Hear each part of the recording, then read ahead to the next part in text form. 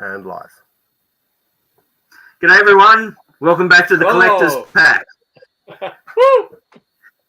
G'day. This is episode 9 of the Collector's Pack. And tonight we've got a big night, actually. We've got special guests. We've got Luke from Reynolds Reviews. And we've got Marc, Shabby, Geek. So that'll be an awesome time when they come on. That's Absolutely. it. Stack lineup tonight. I know. We're pushing the limits, aren't we? Yeah, that's all right. It's all good fun. No, it should be good. I'm looking forward to it. All right, so we'll go around the room and see what everyone's doing in the Collector's Pack. And so let's rip it open. We'll start with Matt. As you can see, Matt come with his accessory on his head, his beanie. So what have you been up to, Matt?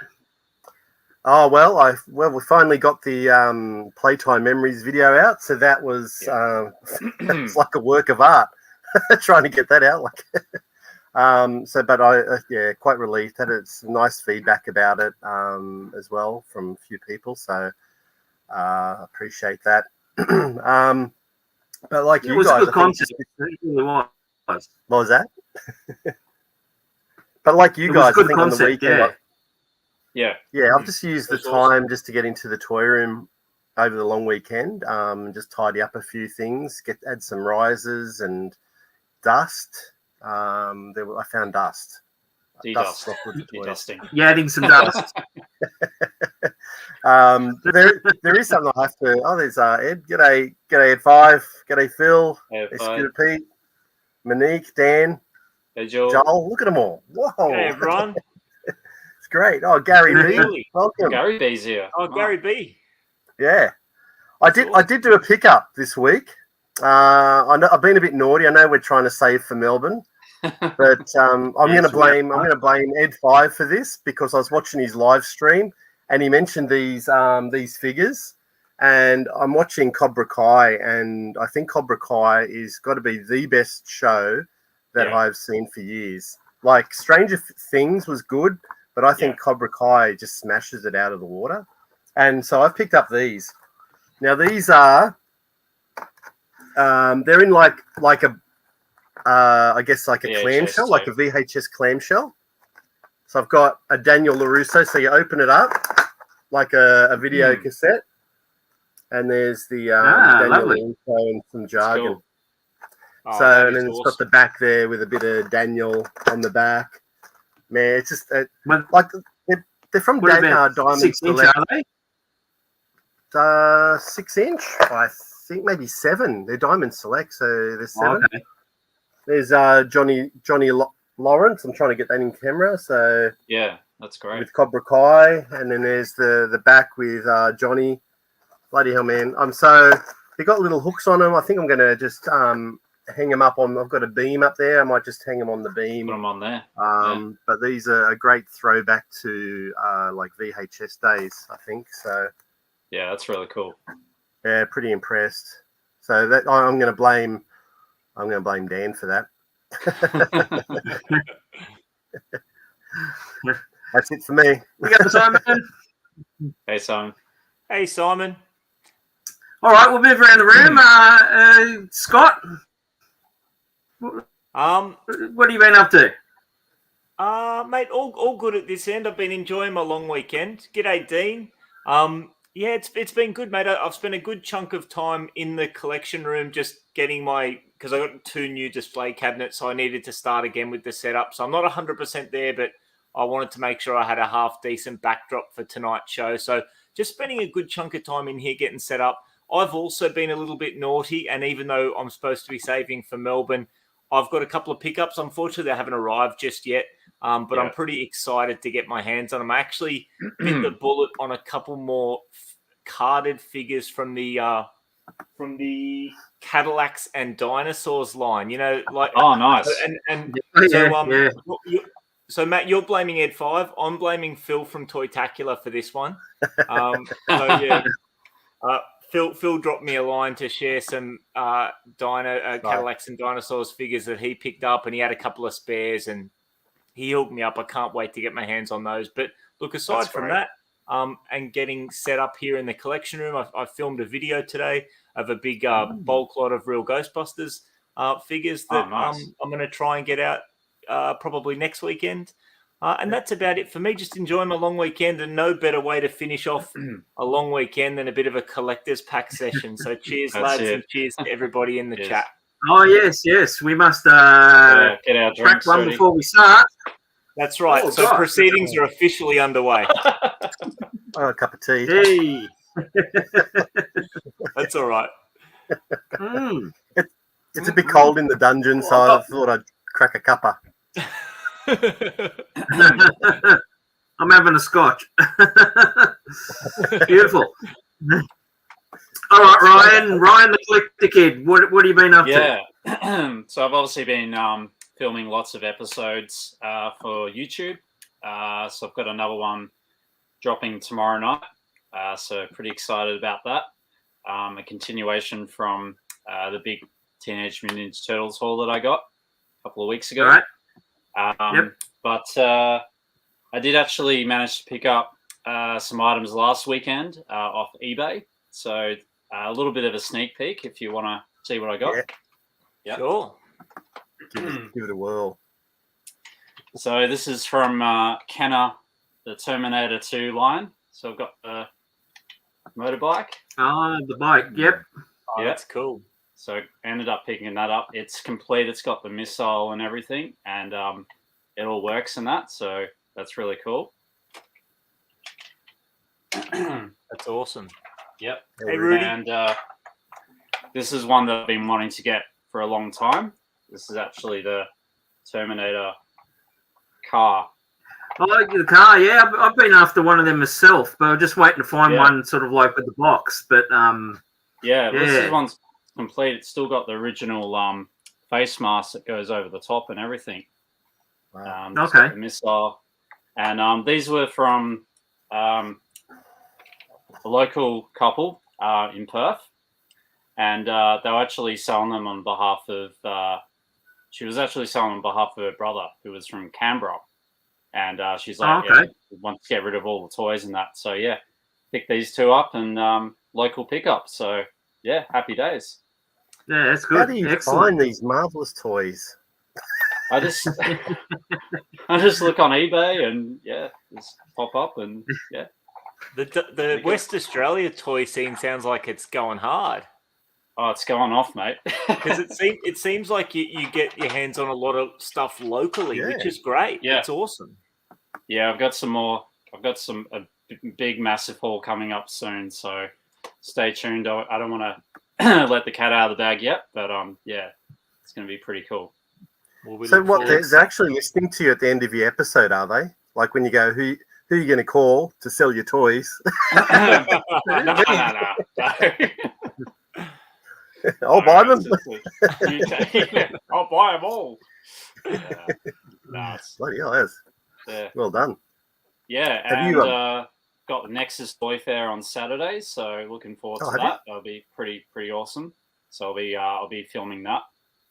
So stay tuned. No stall this time for that one. No stall this time for that one, but I will be having a stall next month. Yeah. Sweet. Well, it's right. We're hoping that maybe he mails it off to us first, and then maybe we'll mail it to Scott, and maybe we'll mail it to you, Rudy. Maybe I'll mail it around to everybody.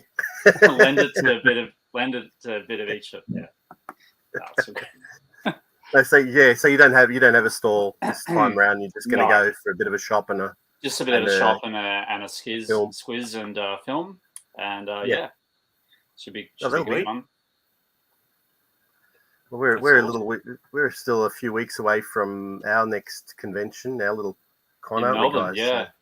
So, how's that all going? You're getting everything all sorted and locked down? Well, I've got to pay the balance for the accommodation this week, so that's about as far as it's gone. The guy checked in with me. You still coming? I'm like, mate, we're 120% there. So do not cancel. Give that to someone else, mate. Like, we want that. Have you Did you guys check out? Did you guys see Hasbro Pulse this week or no? Yeah, I had a quick I watched a quick recap last night through Geek Dad Life, and he sort of did 2 days, like a live stream kind of thing, and just kind of went through each thing. Yeah. But I must say, like, I'm probably more impressed with the Indiana Jones announcement as opposed to everything else. But yeah, what were your thoughts on it? Yeah, that's what I was looking forward to the most. I mean, obviously not much of a Black series or what else they doing, the G.I. Joe stuff. Yeah, they did the Marvel. Yeah, they did the Marvel series figures. So you had the Iron Man, and I thought that was kind of cool because I grew up watching Iron Man. But okay, and yeah, a lot of X-Men sort of characters, and then the G.I. Joe, Power Rangers, and then I think they finished up on Star Wars on the second day. And he was kind of like, "Oh, is anyone interested in the Star Wars stuff?" And everyone's like, "No." I was like, "Okay, cool." Yeah, I think everyone wanted to know what Indiana Jones was gonna drop there. Yeah, that's right. So yeah, it looks pretty cool. I didn't listen to it or anything like that. But yeah, I think they're only going to do one retro 3 3/4 indie figure at the moment. The rest is 6-inch. Yeah. So they had like a classic line where you can build the Ark, Covenant Ark. Adventure line, I think it's called. Yeah. And then they've got the classic Kenner style smaller figures as well. Yeah, which is very cool. Yeah. So the smaller one, is that in the same scale as the original Kenner line? It's supposed to be, yeah. Yeah, it's supposed to be the 3.5-inch like the Star Wars. Yeah. It should be. And like, I think even the card is very similar. They're not like, with the Star Wars retros, they've got like, it's supposed to look like stressing around the edges. They're not doing any of that type of stuff. No. They're just going to give it to us as it was. So that's right. pretty cool. But just indie? Just the indie figure at the moment for the 3 3/4, but the 6-inch has indie. Yeah, half a dozen figures I saw, I think. But the retro scale is that I would be more inclined to go for that than like the 6-inch scale with the builder figure of the Ark. You know what I mean? If I was going to go for any of it. Yeah. Yeah, the retro ones would be the one to go for. That's for sure. Yeah. Yeah, everyone will want that for sure. What's it? I wonder if they'll make a general Thunderbolt Ross figure now that Harrison Ford is taking over the role in MCU. Which character is it? Didn't know about that. One? They probably will. General Thunderbolt. They'll have the mold there. They'll have the face sculpt. So it'll be all there. Was there any news on like Ghostbusters or? No, there wasn't actually. There was a leaked photo through Instagram which showed the packaging for the Proton Pack. That's the one that I'm getting next year. So they're definitely working on that behind the scenes. But yeah, I was expecting a little update or something, but yeah, nothing yet. Yes, Cy Menga Fandenga is saying it's a nice Tromaville poster. Yeah. The Tromaville's time. Yeah. I got that from Freaky Deeks Toys. It's real wooden stuff too. Yeah, it's awesome. Yeah, it is quite unique. Well, you bought the last one, and Deek's going. I want to get one for myself now. So yeah. I thought he had 2 left, but maybe he sold another one when I left. I think he did. Yeah. Yeah, he was. Yeah, he's like, I want one now too. Andrew, what about you, mate? How was your weekend? Did we get your update? What have you been up to, Andrew? I actually spent a bit of time in the toy room here. But I've been mucking around with more of these Kmart risers there. They're pretty good. And I've also been, what are we doing? Let's get these over here. I got these from Bunnings. Now they're literally they're called puck lights, and they're remote controlled. So all you do is, and you can change color. They're red, cool. red. You can see the. So they're battery operated? Yeah, they're battery operated. Yeah, so they do all these different types of, it just changes color, or you can go through like a random mode. They come to with a remote, only $17, and I've been putting them anywhere. I as you saw on Instagram there, I put one in the Ghostbusters house with the green. Yeah. That's cool. With the green one, and it looked like the Ecto Glow. And also I put them in the TARDIS and it looks like you can put it on fade, and it looks like they actually fade. It looks like the TARDIS is actually working, so as it sort of glows in and out. Yeah, so in the windows, they really look good. So I'm really love these ones. Yeah, they're really cool. So do they have like an adhesive on top? They don't do justice when. No, they're designed. I'll turn it off. They're designed to actually go in a pond. They're actually sealed, so they unscrew like a jar, sort of thing, and fall apart.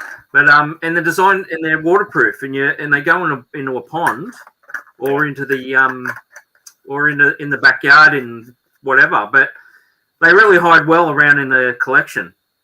So I'm going to buy a few more of these and that. Yeah, and end up. I mean, you get a remote with each pack, so you'll end up with a lot of remotes. But you only need one. They'll do them all. So if you've got 20, the one remote will do the whole 20. Oh, cool. So that was going to be my question. It's pretty cool. Do they pair together? Yeah. Yeah, they just pair together. I tried that straight up, and they're really good. I've been turning them on. Probably can't see the light comes on there, but they work really well, and they even work through the TARDIS doors. So it was you put them in. I saw that on Instagram. That was funny. You're like, hey, there's a party. There's a party going on in the TARDIS. I'm not invited. I was just mucking around. I hadn't put a video on Instagram before, so I was just did a quick one to put it on my one to see if it actually everything went all right. So we'll have to some more reels and things like that. That seems to be the trend now, doesn't it? Yeah. Where'd you get them from again? Just for our viewers? Bunnings in the electrical section in the where the lighting is, so the LED lighting. Because if you do the strip lighting like you got Ryan there, you got to have it plugged in, and that's right. And I end up tripping over and killing myself in here. So there's a little. Did you get a sausage sizzle on the way out? Oh yeah, cool. Yeah, always. Even if I'm not hungry, I'll force one down myself. It's not a Bunnings trip without a snagger. Yeah, I love it. Love it. Yeah. Unfortunately, if you go through the week, they don't have it, do they? No. But so basically, you go. Oh, my dad was selling some stuff at Bunnings, like all this handcrafted wood, like there's cars and helicopters, and anyway, he's just selling them, right? So he goes, "Oh, come and pay me a visit, and sit with me while I've got to sit here and sell these things." I thought, oh, if I go to Bunnings, I get some Bunnings lunch here, don't I? So I thought, why not? So off I went to Bunnings, and my dad's not watching, so he knows. It was for the Bunnings lunch, wasn't for Dad. So didn't get any. Never mind. What have you guys been watching anyway lately? Like now that Stranger Things is done. I've been watching. So I went through a bit of a burst of watching Matt, those films that you lent me. The Harryhausen stuff. Yeah. Clash of the Titans, Seventh Voyage of Sinbad. But lately, like this weekend, I've been watching a lot of like old 80s horror and stuff like that, with Halloween approaching. So so today I watched the original 1984 Nightmare on Elm Street, which I'd not seen all the way through before. Yeah. I chucked that on. I don't know if you guys have Stan, but they've got a ridiculous horror selection. Yeah, they do. So I've been watching the Halloween series. And this afternoon, when I was doing stuff around the house, I had Friday the 13th Part 2 on. So I've been watching a lot of old horror at the moment. Like through October, I like to watch classic horror stuff. So some of it's good, some of it's bad, some of it's like bad in the best way. It's all B grade. That's what makes them That's good. it. Yeah. I tell you, there's one. I don't know if it's on Amazon or Stan, Scott, but I remember watching it. We all had a big sleepover one night back in the 80s. We all went over to a mate's house for his birthday, and we watched Surf Nazis Must Die. I've seen that. Yeah. I've never seen it. It's great. Surf Nazi. Bloody hell! It's atrocious. Yeah. But On Stan, there's a good Australian one on Stan. Sorry, Andrew? There's a good Australian one on Stan called The Triangle. Oh, okay. I think I've seen that before. Yeah, it's really good. It's a really good one. Is that like about a group? Is that an Australian film with a group of people that are out on the water and the boat capsizes and weird things happen? They keep picking up themselves. Yeah. Yeah. It was really good. Yeah. Yeah. It's a good awesome. good one to watch. You got to support the Aussie cinema. Yeah, Aussie cinema all the way. Yeah. That's it. It's a shame we don't do more movies. No, I know. That's right. Yeah. It's like we stopped. Here, but yeah, we seem to stopped after we did Mad Max and Crocodile Dundee, and and that was it. Yeah, that's right. There's been a few good ones over the years. Like we've spoken about The Castle and we've spoken about Chopper and and all that sort of stuff. But there could always be more. That's right. Well, that Muriel's wedding, boys. Come on. Yeah, of course. Of course. Priscilla, what have you blokes been watching? I've been watching Star Wars Andor just to kind of check it out. I know it's been getting a lot of mixed reviews, but up to episode 4 now, I'm actually really enjoying it. So it's been good. Yeah, it might be just one of those shows that may take a few episodes. We watched the first one, and bloody hell, Leanne and my son, they fell asleep. Then I had a doze. So I don't know what's happening. I'm not sure if that's a good sign or a bad sign, but we haven't returned. They nodded off, and then you nodded off, and then you're like, "Whoa, what happened?" Yes, it's a quiet show. I think it's more a espionage type show by the looks of it, from what I gathered from those 20 minutes that I was awake for. Yeah, the first one was a bit of a slow burner, but then it kind of picks up, and Okay, well that's good. Like maybe we'll probably return to it. G'day, Tez. Thanks for joining us. Matt and myself, we watched the original Twilight Zone series at night on over the PlayStation. So it's on Prime, Amazon Prime, and so it's got the whole series in there. The whole, I think it's 5 seasons. Yeah, and so we're only on. I mean, because it's like 30-something episodes a season, and so, but it's quite enjoyable actually to watch that. Yeah, they're quite creepy, the old black and white ones. Yeah. Oh, yeah, it's definitely the black and white. I tried to watch the 80s ones, like it was late 80s, 90s, and it just doesn't have the same impact when it's in colour. Black and white's creepier. Something about it, because you got more shadows and things going on. And that's right. It's really good. Yeah. Have we watched Wolf Creek? So the 2 films, yes, but I didn't know that there was a mini series on Stan. So, and I've got Stan, so I'm definitely going to have to. I'm going to definitely have to give that a watch. Yeah, they're good. They're definitely worth a watch, Scott. The mini series, the movies, they're as good as the movies. I think Jeff Jarrett's just excellent. Okay, so I'm not going to say anything. It's a little bit hard to remember. Australia. Yes. Every Comic Con. He's there. He's always there. And when you go up to him to get an like a signature, he'll say to you, "What does he say?" He kind of goes, "Do you want me to be me, or do you want me to be Mick?" So it's up to you who you want.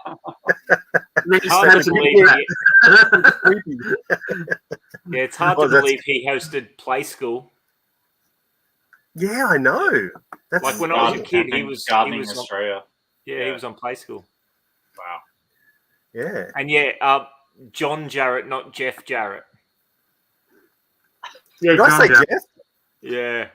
Far out. No, it sounded right to me. It sounded right to me straight away. Yeah. Like I didn't, and then after a minute later, I was like, "Hang on, I think it might be John." John Jarrett. Scuba There you was, go. Scuba Pete was mentioning Thanksgiving. Thanks. Any of you blokes seen that?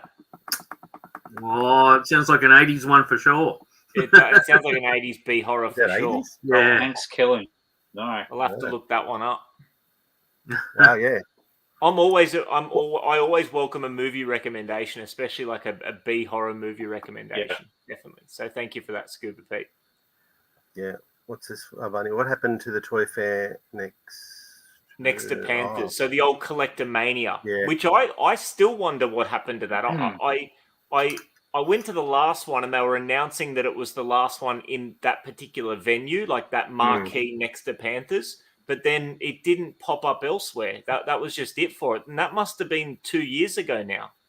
Yeah, because apparently they were going to use that land for housing or something. And so, yeah, it just all disappeared, didn't it? It was a great show, though. I really enjoyed it. Even though, like, the lighting wasn't great. Like, I always remember it being a bit dark in there. But you see, can't see the prices. Yeah, exactly. But those were the first toy fairs that I went to when I got back into collecting toys. So yeah, I miss them. Even though like CollectorCon's fantastic. Obviously, the collector one's bigger though. We're all big. bigger. Yeah, we're all big advocates of CollectorCon. But I did also enjoy Collectormania. For sure. Well, we've got our guests waiting in the green room. So I might bring those guys in. Yeah. Why not? I don't think they need introduction. These two gentlemen. I'm going to just bring them in. Around the block. Need no introduction. Ta-da! Evening, chaps. Welcome, Luke. Welcome, Shabby. How are you both? Did Reynolds just say good evening? It's the middle of the bloody night for me. It's still dark out. The milkman's not even been. The milkman's not even been yet. Do you know what I mean? Well, it's evening for those guys. Message was up, and I can see Reynolds going, "Oh yeah, I'll do it, no problem." And I'm like, "What the fancy? It's middle of the bloody night for me. This what's going on?" Well, stay and say g'day whatever time. If it's day or night, it's g'day. G'day. Hello, Mr. Cusher. Hello, Ryan. Look at this. Everybody's here, Reynolds. Look at this. Awesome. Who's who? Good. Yeah. It's kind of like an Aussie night, but maybe not. And I've just got a video about our Aussie friends, so it all connects quite nicely. Yes. It does Thank you very much for coming on, Luke and Shabby. It's Pleasure. brilliant to have you guys. Awesome to have you here. We really wanted to get you on, and just number one, the first thing is like obviously just to have a chat about toys and you guys, and but another thing like for Andrew and I, like you've both welcomed us into the toy community with open arms. You're both very generous and giving people, and we're very humbled to have you as friends now. So we're really appreciating having you guys around and. It's absolute pleasure with us. Pleasure. Sure. Yeah. It's great. So It's like I said to you a couple of days ago. Thank you, you and Andrew, Ryan's got for coming to us. Do you know what I mean? This is awesome. It's just made the community a bit bigger. So it just grows, It's just the more you get to know more people, and it just spreads out from there. Yeah. And I mean, I've only recently sort of subbed to, or fairly recently, to Scott and Ryan, and I mean, brilliant channel. When you sort of sub to a channel, you go, "How have I not known these guys are around for this long?" Obviously, I've been sub to you and Andy Matt for a while now, and then you go, "How did I not know about these guys?" So it's absolute pleasure to be on. Oh, we appreciate that, and I particularly enjoyed both of your lads' contributions to Matt and Andy's awesome Playtime Memories video. What a video that was! What a video that was! The intro got me going. Yeah, watching that with a big stupid smile on my face. Yeah. Luke, I love the fact that you threw Supernaturals in there because that's a line that I love. Knew nothing of it back in the day, but love it now. Shabby, you got me in the Christmas spirit, and it's like October 2nd or 3rd. So thank you boys very much for those. No, it's great. I mean, Supernaturals, weirdly, I mean, I've said it in previous videos. I think I've been so blinded over the years by my obsession with Star Wars. I forgot there was so many other lines from my childhood that I loved. And Supernaturals, when I actually thought about it, was one that we spent a lot of time playing with, and the little story that I told. And now, I mean, just looking over at the other side of the room, I've had a bit of a binge last week on Supernaturals, so might be a few more. Oh, that's awesome. Thank you very much. Oh, yeah. Well, I've got a nice T-shirt on for you guys to make him feel more at home.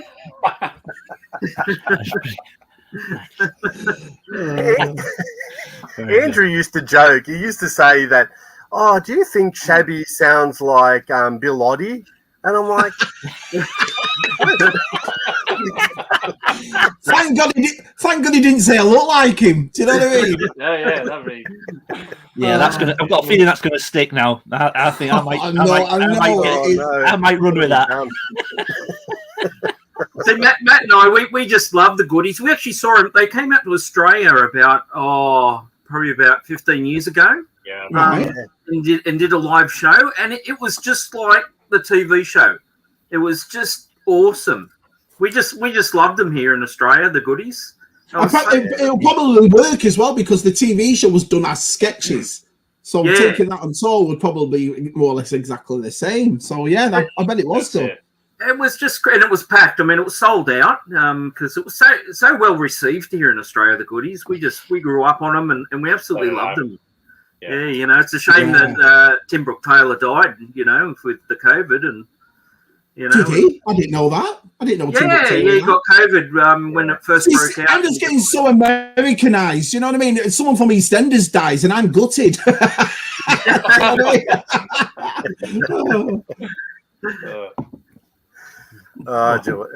I'm trying to get through the chat now. I know why sometimes you fall behind in the chat. It's just they're just all. It's rapid fire. Yeah, all the guys are in there. Dave's in there. Our side's in there. Skeletor, our Monkey Boy's in there. Tez is in there. Oh, it's great. Yeah. Wow. Ed 5. It's amazing. Monkey Boys. Everybody's here. Ways of the Sith. That's good. Good to see you all, guys. Place to be. I've always wanted to know, like, with you guys, Luke and Shabby, like, what made you start your channels? Like, I think, Luke, you started it maybe a few months before we did. I'm not really sure with Shabby. Yeah, I started in March 2020, and I'd love to say it was lockdown. It was lockdown that made me do it, but it wasn't. I'd been thinking about it before lockdown came, and then when we went into the first lockdown in say March 2020, that's when I sort of thought, right, I'll do it now. What better chance have I got? I'm at home.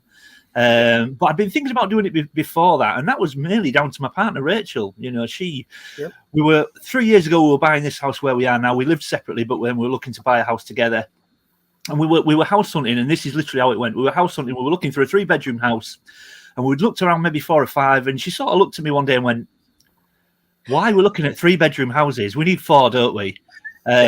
She said, "We need a 4th bedroom for all your stuff." And so I was like, "Well, if you think that's a good idea, love, you know." You can just see your Rachel's face. You can see her saying it. She looked at me with that face. She said, "We're going to need 4, aren't we?"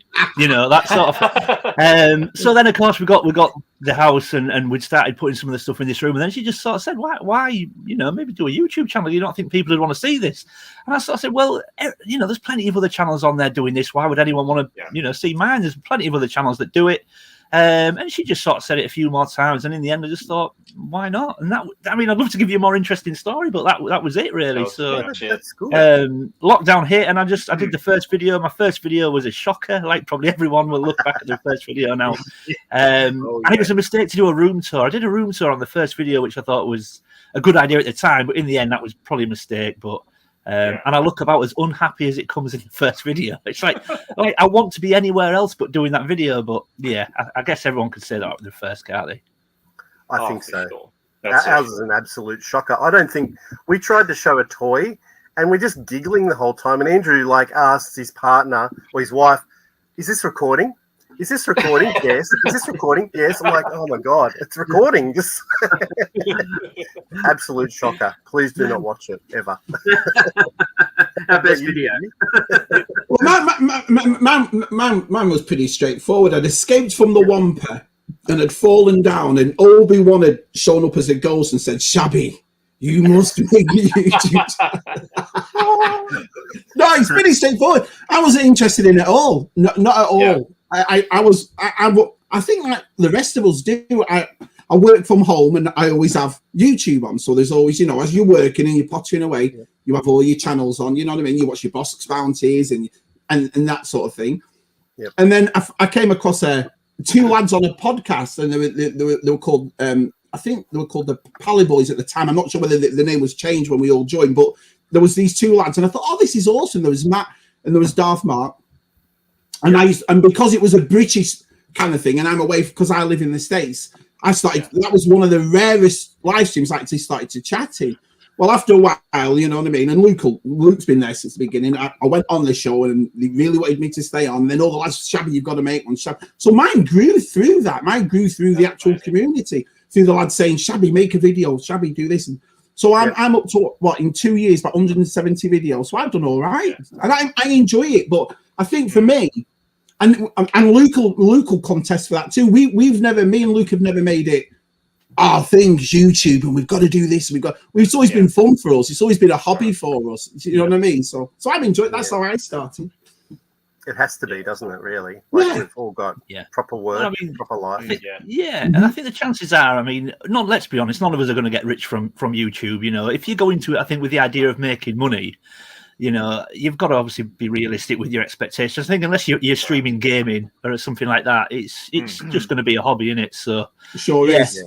I enjoy it. That's 100% right. Like if you go into it with the the MO of blowing up and becoming famous and monetizing, then you probably wouldn't do vintage toys, would you? Because it's such a niche interest. It's very niche. But you got to be passionate about it. Otherwise, why are you doing it? You know, and there's still plenty of other people doing it bigger and better, you know. Sure. So you've got to just, again, my channel is purely because I just want to show some cool toys and make some friends, and thankfully I've done that. So it's great. You have, yeah. And that's the thing. I think when I started, one thing that never entered my mind, Scott, was things like views, subs, monetization, anything. I just wanted to talk to the lads. Do you see what I mean? So that's what it was. Sure. Just want to have a good time and show some cool toys, and that's it. Like I've told Chris Meerich, Chasing 80s, once told me, and I'll never ever forget it. Chris Meerich turned around to me and said, "Shabby, make your videos for the people that watch. Don't make it for the people that don't." And I thought and I've stuck with that for 2 years. Yeah, he's a wise man, Chris. Yeah, that's exactly I agree. I think when we started as well, like we didn't know that there was all these people doing it. It was just more. It was more just about us doing it just for us. We didn't know who'd actually want to watch anything. I think you can tell as well. I think when you can tell when you watch a channel whether you think they're there because they love the toys or because they want maybe to grow and grow and grow. I think you can tell personally. You know, you can see it in people and hear it in people, and So originally, because I did this documentary with our ABC here in Australia, and it wasn't on toys. It's just they came to the house, and I said, "Oh, can you do anything else? Would you like to have a look at something?" And the director, she came into the garage and she goes, "Holy shit!" And she ran out to the car and got her camera and started filming. And then and I tried to convince the ABC could we do a program on people's collections, on actually collecting, and it didn't have to be toys. It could have been somebody collects, whatever. And she said years ago that they would have done that. They would have actually given you a go and see what you could do. And I said, I've got a name for it. We could call it Keep On Collecting. And she said, that's an excellent name. And anyway, she said, unfortunately, these days, unless it trends on or like on Netflix, you got to actually do all your filming first and then submit it to them. So you got to virtually do all the hard work yourself. Right. And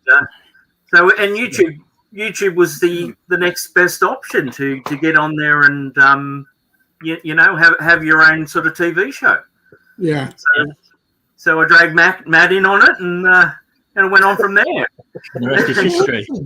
But that's how it works. You find everyone through everyone. I remember watching Scott Crusher with your room tour ages ago before Keep On Collecting, before this, and I was like, wow, look at this guy's room. And then obviously you think, right, we'll sort of check on them, then it's Keep On Collecting, then you find Ryan the Collecting, then you see what I mean? And it goes like so. Yeah, well, that's awesome.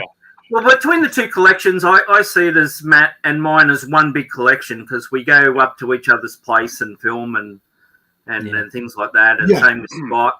So I don't sort of try to compete either with the guys. I mean, I have Ninja Turtles, but mine are all the sort of the Nickelodeon ones in the background. And Scott has the vintage ones, and Ryan has the vintage ones.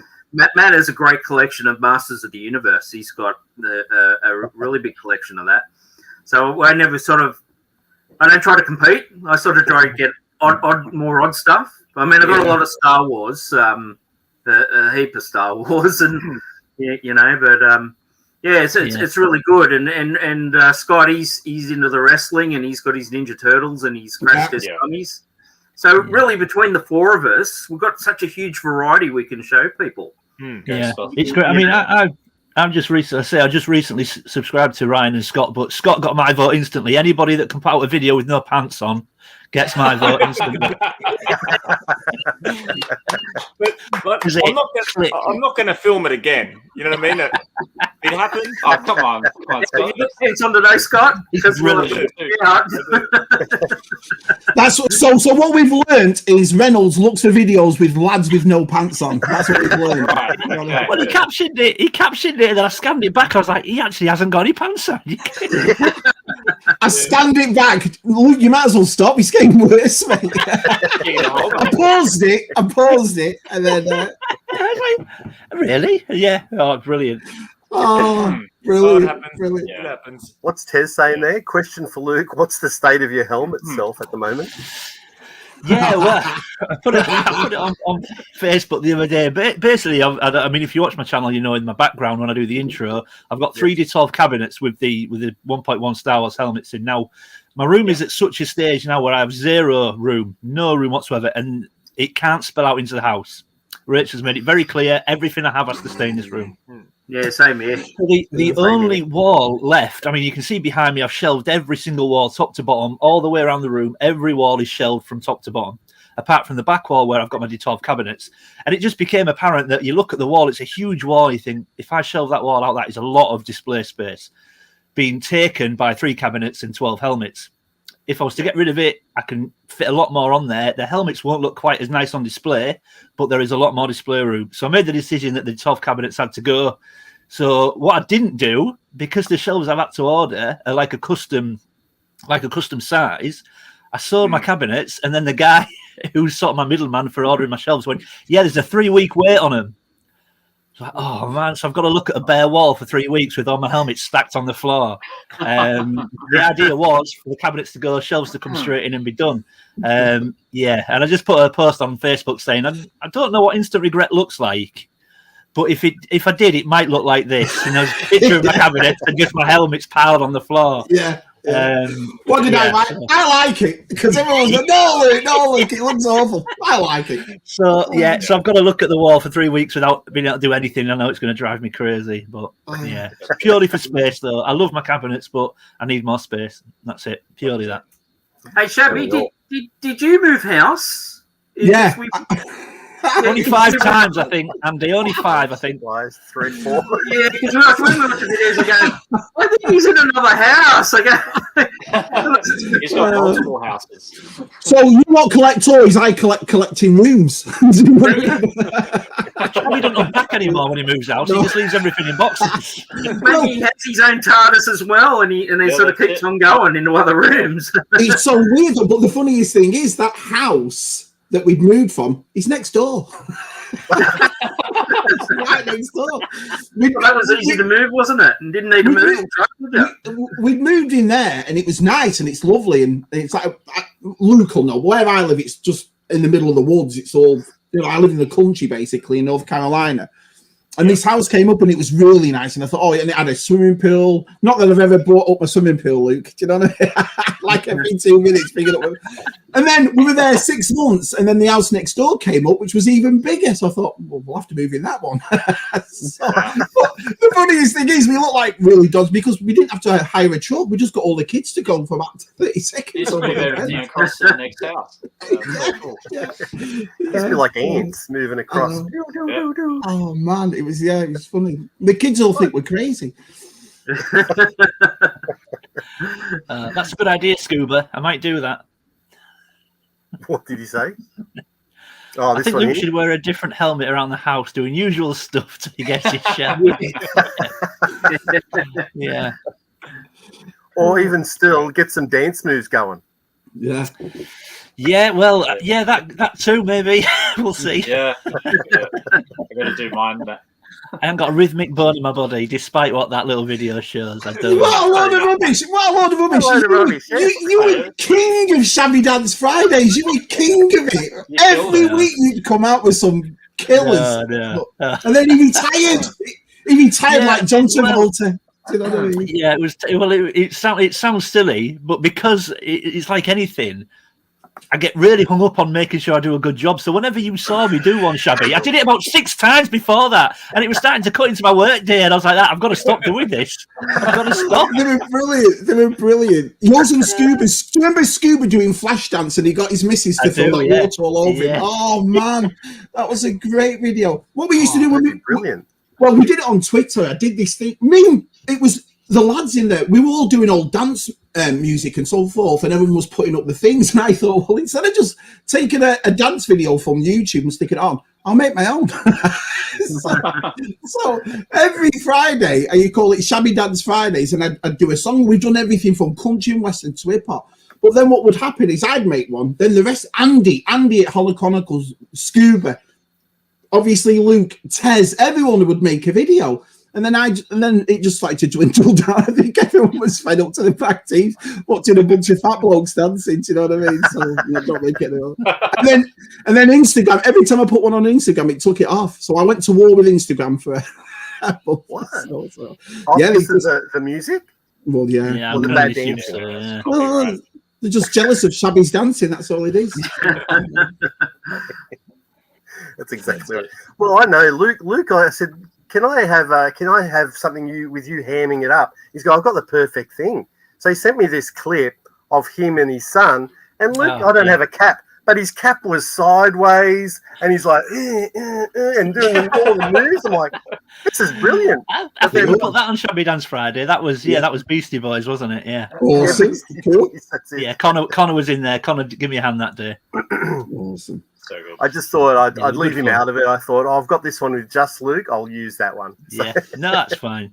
I will be honest, boys. I'm surprised to see Luke here after his team got a good kick in this weekend. I'm just saying, Luke. You know what I mean? Pretty expected, Shabby. Really, it goes one or two ways. When we're at their place, they get it. When we're at our place, we get it. I'm a big Spurs fan. I'm a Tottenham fan. Okay. Well, that's it. And move on. Let's talk about something else. Yeah. Oh, brilliant. I'm so glad. In a way, there was a part of me. I was meant to go to Echo on Saturday, just gone, and there was a tiny part of me that when my train got cancelled, I thought at least I won't have to see Gianni on Saturday. Oh, brilliant. Well, I wanted to actually broach something. I know, Luke, there you've got a lot more vintage stuff there. I can see in the background, and Shabby, you get a lot more modern stuff, don't you? Not really. I've got a mix of both, to tell you the truth. Mix of both. Yeah, I mean, go on. Well, my question is, guys, how long before a toy becomes vintage? So, we say toys from the 70s, 80s, they're vintage, then in 90s they're vintage. How long do you have to wait before a toy disappears off the shelves and your class as a vintage? Is it when it disappears and you can't get it, or is it 10 years? What the official? Because I mean, I don't know what the official answer would be. Or are you asking how I see it? If I see it as vintage, at a certain age? Yeah, both guys. Well, all of us actually. What do you think on that? For me, I would probably say once it hits 25 years, maybe I think I would then call it vintage. I think 25, 30 maybe. I think. I don't know what the official answer is, but I would say once it's 25 years plus, I would call it vintage person. For me, maybe it's an age thing for me because, I mean, I'm 46, but I still feel young. You know, a lot of people will turn around and say, oh, it's a midlife crisis. Well, it can't be. We've all been doing it years. You know what I mean? I was having a midlife crisis at 26. Do you know what I mean? So I always class vintage as stuff I had as a kid, if that makes sense. Do you know what I mean? Well, because you can say now the Power of the Force and the Power of the Jedi line are vintage. They're over 25 years. They're getting there now. Yeah. But to me, I was in my 20s then, so it doesn't really feel like it was vintage to me. But so I always class it as the stuff like when you watch Luke's channel, you see the mask stuff and the Brave Star stuff, and that to me is vintage. You know, I mean, even the Ninja Turtles. I mean, they're the 07 line and things like that, and the 2000 and all that. You know, and they're hard to get. And you know, are they vintage or are they still modern toys or? Well, that's interesting. Is it Treasures for Trigger just said he's got a 99 figure and he calls that modern? Yeah, so, I'm the same way as him. It's like when you see Scott and Ryan, and they do all like I mean, I had the wrestlers as a kid. We've got a whole bag full of Hasbro wrestlers from the late 80s, early 90s, but so I'd class that as vintage because that's what we had when we were kids. Do you see what I mean? But Turtles, I never really had. So Turtles to me doesn't hold a nostalgic thing because I wasn't really into them. You know, I mean, I think there's definitely shades of grey. I think different people are going to answer that question differently. 20 to 25 years feels right to me, but at the same time, I don't think a 2002 figure, let's say 20 years old today, that doesn't feel vintage. You know what I mean? Like, so it's like if we say in 25 years, in another 3 years, I don't like something from the year 2000, like a year 2000 release. It's 25 years old, but it still doesn't quite feel vintage to me. Yeah, I get what you're saying there, Scott. Yeah, I get what you're saying there. Yeah. It's like when I did those mummy figures. You know, they were they Matt 99, 98? 99, yeah. 99, and I got them out of the box, and I go, well, they haven't been out of the box for what? You know? Well, what are we in? 22 years? Yeah. And I go, and that's the mummy, and you think, oh, that's a modern film. You go, and then you go, hang on. It came out 22 years ago. Yeah. And, wow, yeah. And I noticed, old guys. Let's move on. I'm feeling old here. I'm still wearing jeans from 20 years ago, and I'm like, they're cool. Do you know what I mean? It's still fit. Yeah, year 2000. Yeah, I was 21. I was like, what the hell? Yeah, I know. Yeah. Crikey. I think I'm a little bit like Shabby. I think for me, vintage is more what I grew up with. So mainly the nostalgia part of it. I guess the good thing with me, I had a couple of younger brothers, and so they stayed into the toys a lot longer. So whereas, I might have been, most of us are 18 and starting to look at girls and cars, I still had a couple of younger brothers who were interested in some toys. So I thought, and I think that kept me a bit young. And so I guess maybe my period is just a little bit longer than most people maybe my age, but I'm a little bit like that. I think for me as well, I've never when Andrew just asked what it's half an I've never classed myself as a modern or a vintage collector. I like toys. So I don't, you know what I mean? I'm one of them. If I see something and I really like it and blah, blah, blah, regardless of if it's vintage or modern, it's going to be in my collection. I would class myself as the same there. I mean, I do have a lot of vintage, but I have a lot of modern, and if I like it, I'll buy it regardless. So yeah, I'd probably put myself in the same bracket. Mm-hmm. Yeah. I mean, is it the actual having it, or is it the chase that you like with the collecting? It used to be the chase until the shops went the way they did. I mean, that to me was my favourite part of collecting, I'll be honest here. You just go into the stores and having a look. And we always say the same thing, and probably in Australia was the same as me and Luke in England. It was your mum would take you and you'd see this wall of stuff. And it wasn't just like picking up a Star Wars figure. It was, which Star Wars figure do you want? Which which kind of Ghostbusters do you want? Do you see what I mean? And that in a way over the years is gone. And I don't know. I think it's become more of an art now, to tell you the truth. You know, when we're selling $500 toys and $300 toys and $100 toys and $30, it kind of takes away from the hunt and the thrill and the chase. And you can't really turn around to your 9-year-old and go, "I've got you a He-Man figure. It's pre-order. It'll be here in 9 months." I can't say, "Oh, Lucy, fantastic." Yeah. You know I don't think there's any substitute from going to your local toy shop and sieving through. I mean, don't get me wrong. I personally love having the toys from my childhood because I like to hold them and remember what I was doing and where I was and how I was playing with them when I was a kid. But I remember our grandparents used to come on a weekend, and they always used to come and they would take me and my brother to our local Woolworths, is where we generally went. And they were great. They used to come and they'd give us some pocket money. Now, we were quite clever because we used to sometimes get money off our parents, and we knew we'd get pocket money off our grandparents. So there's a few weeks where we got doubled up so we could get two figures. But they used to always take us. But then I remember there was a few times they used to get impatient because, like Shabby said, there was pegs and pegs and pegs of Star Wars figures. And it weren't just... Luke Bespin, I'm going to get him or I'm going to get him. You had to go through every figure just in case there was another one lurking at the back, a Boba Fett or whatever. So you had to be convinced as a 7-year-old, I've got to go through every figure before I walk away to the checkout and buy. And, you could be there for so long because there was that much stuff, Whereas now I think it's sad. You go on your laptop, you go onto eBay or you go onto pre-ordering whatever, and it's done. And there's no substitute from going out physically into a shop for me. But for sure. I mean, them times are gone, I think, aren't they?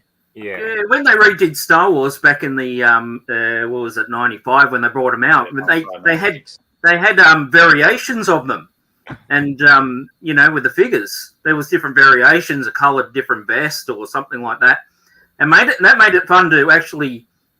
I used to spend weekends running around different shops to try and find these variations and collect them and all that sort of thing, and but. All that's sort of gone. They don't sort of really do variations in toys anymore. I mean, Matt and myself, we collect the dinosaurs, the Mattel ones. I mean, they do them in different colours and that, but we only after a different species, but we hunt around for them a lot. But they don't do much, put much out for us, so you can go hunting for them. Well, our Lucy loves the dinosaurs. She collects the Mattel too, and I think one of the lines why she collects that is because it's easy accessible. A lot of people turn around. Well, a lot of people turn around and say, "Oh, kids don't really play with toys anymore." Shabby. I don't think that's the case. I think that's nonsense. I think it's because kids can't find toys anymore. Do you see what I mean? There's no in between. You get your toddler stuff, and then immediately it goes to adult collectibles. There's no 5 POAs much anymore. There's no big ships, big things, big this. And I think that's what it is. When a child walks through a Walmart or Target and there's practically nothing there, the novelty wears off. Do you see what I mean? So I was in we have a big W in Australia, and there was a kid there, and he's looking at him, and I felt really slack because I'm going, I'll take that dinosaur and I'll grab that one. I look at the kid, Get away. That's brilliant. Andrew made a friend. I think he went to Big W. And he goes, he messaged me, goes, "Oh, we got a new subscriber." And I went, "Oh, who is it?" "Oh, he's 8 and he likes dinosaurs. I met him in Big W." I'm like, "All right." His mum said it was all right. Well, you got to do that. I talk to people in the stores, and some people ask me about toys, and you're looking at them and say, "Oh, we have a channel, we collect them, have a look." Yeah, that's right. Do a bit of public spruiking. I saw a comment from Vintage Toy Rush in the chat saying, for me, the line is 1990. It's just a mental barrier that'll last forever. I can certainly understand that. Like, I've had people on Facebook groups tell me, hey, listen, 90s is not vintage. But I was born in 1984, and in 1990, I was 6 years old, or in 1991, I'm 7 years old playing with wrestling figures. To me, I can't help but classify that as vintage. But it's definitely one of those subjective things. I don't think there's a right or wrong there. I mean, Andrew has said to me before, really, when something's no longer sold on toy shelves and it's no longer in production, in a way, it is a vintage. So there's different ways to look at it. That's a good point. That is a good point. Yeah. But then the other thing is kind of similar to what you blokes were talking about, when Andrew asked about how big a part of it is the hunt. It's not the same as it was in years gone by, both when we were kids, but also when this vintage stuff was more plentiful and you could pick it up cheaply at flea markets and stuff like that. But the hunt will forever be a huge part of it for me. Massive. For me, it's about toy collecting, not toy owning. I don't want everything because then the hunt will be over for me. I've got to find. Yeah. So it's like I want to continue to pick things up and add to the collection, but I don't ever want to reach that finish line. So Yeah, to me, the hunt and the actual search, it will always be a huge part of what completely agree. Completely agree. I totally get that. The weird thing is, and this is what I find so interesting about how different people are and their collecting sort of ways. I at times find the hunt stressful. Personally, it's great you find something, but sometimes if I've been looking for something for a while and I just can't get my hands on it, it drives me a bit crazy. I'm just I'm exhausted looking for it. I'm not even going to bother. I'm just going to move on to something else. But then this is, I guess, this is again part of it for me. Is not only is it trying to find what you want, but trying to find it at the absolute bargain basement price. So there are times where I drive myself crazy trying to find something. I find it after months and months, maybe years, and I go, yeah, I think I can get it cheaper than that. And then I walk away from it. And it's just took me 2 years to find this. And now I'm like, I don't want to pay that.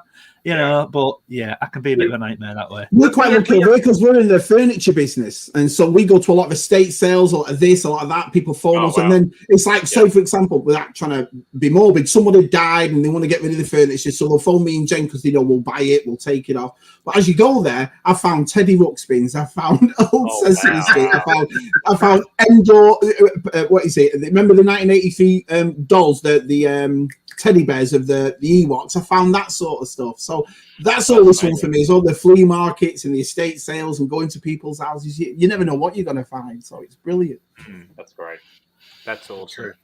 And the price is part of it. Like part of the hunt is, and part of the challenge is finding things at a reasonable price, or even even below a reasonable price, just makes you feel all the better about adding that item to your collection. And absolutely, the experience is different for us. Well, look, I don't know for certain because I've traveled, but I've not lived, overseas before. But I imagine the experience is different for us here in Australia.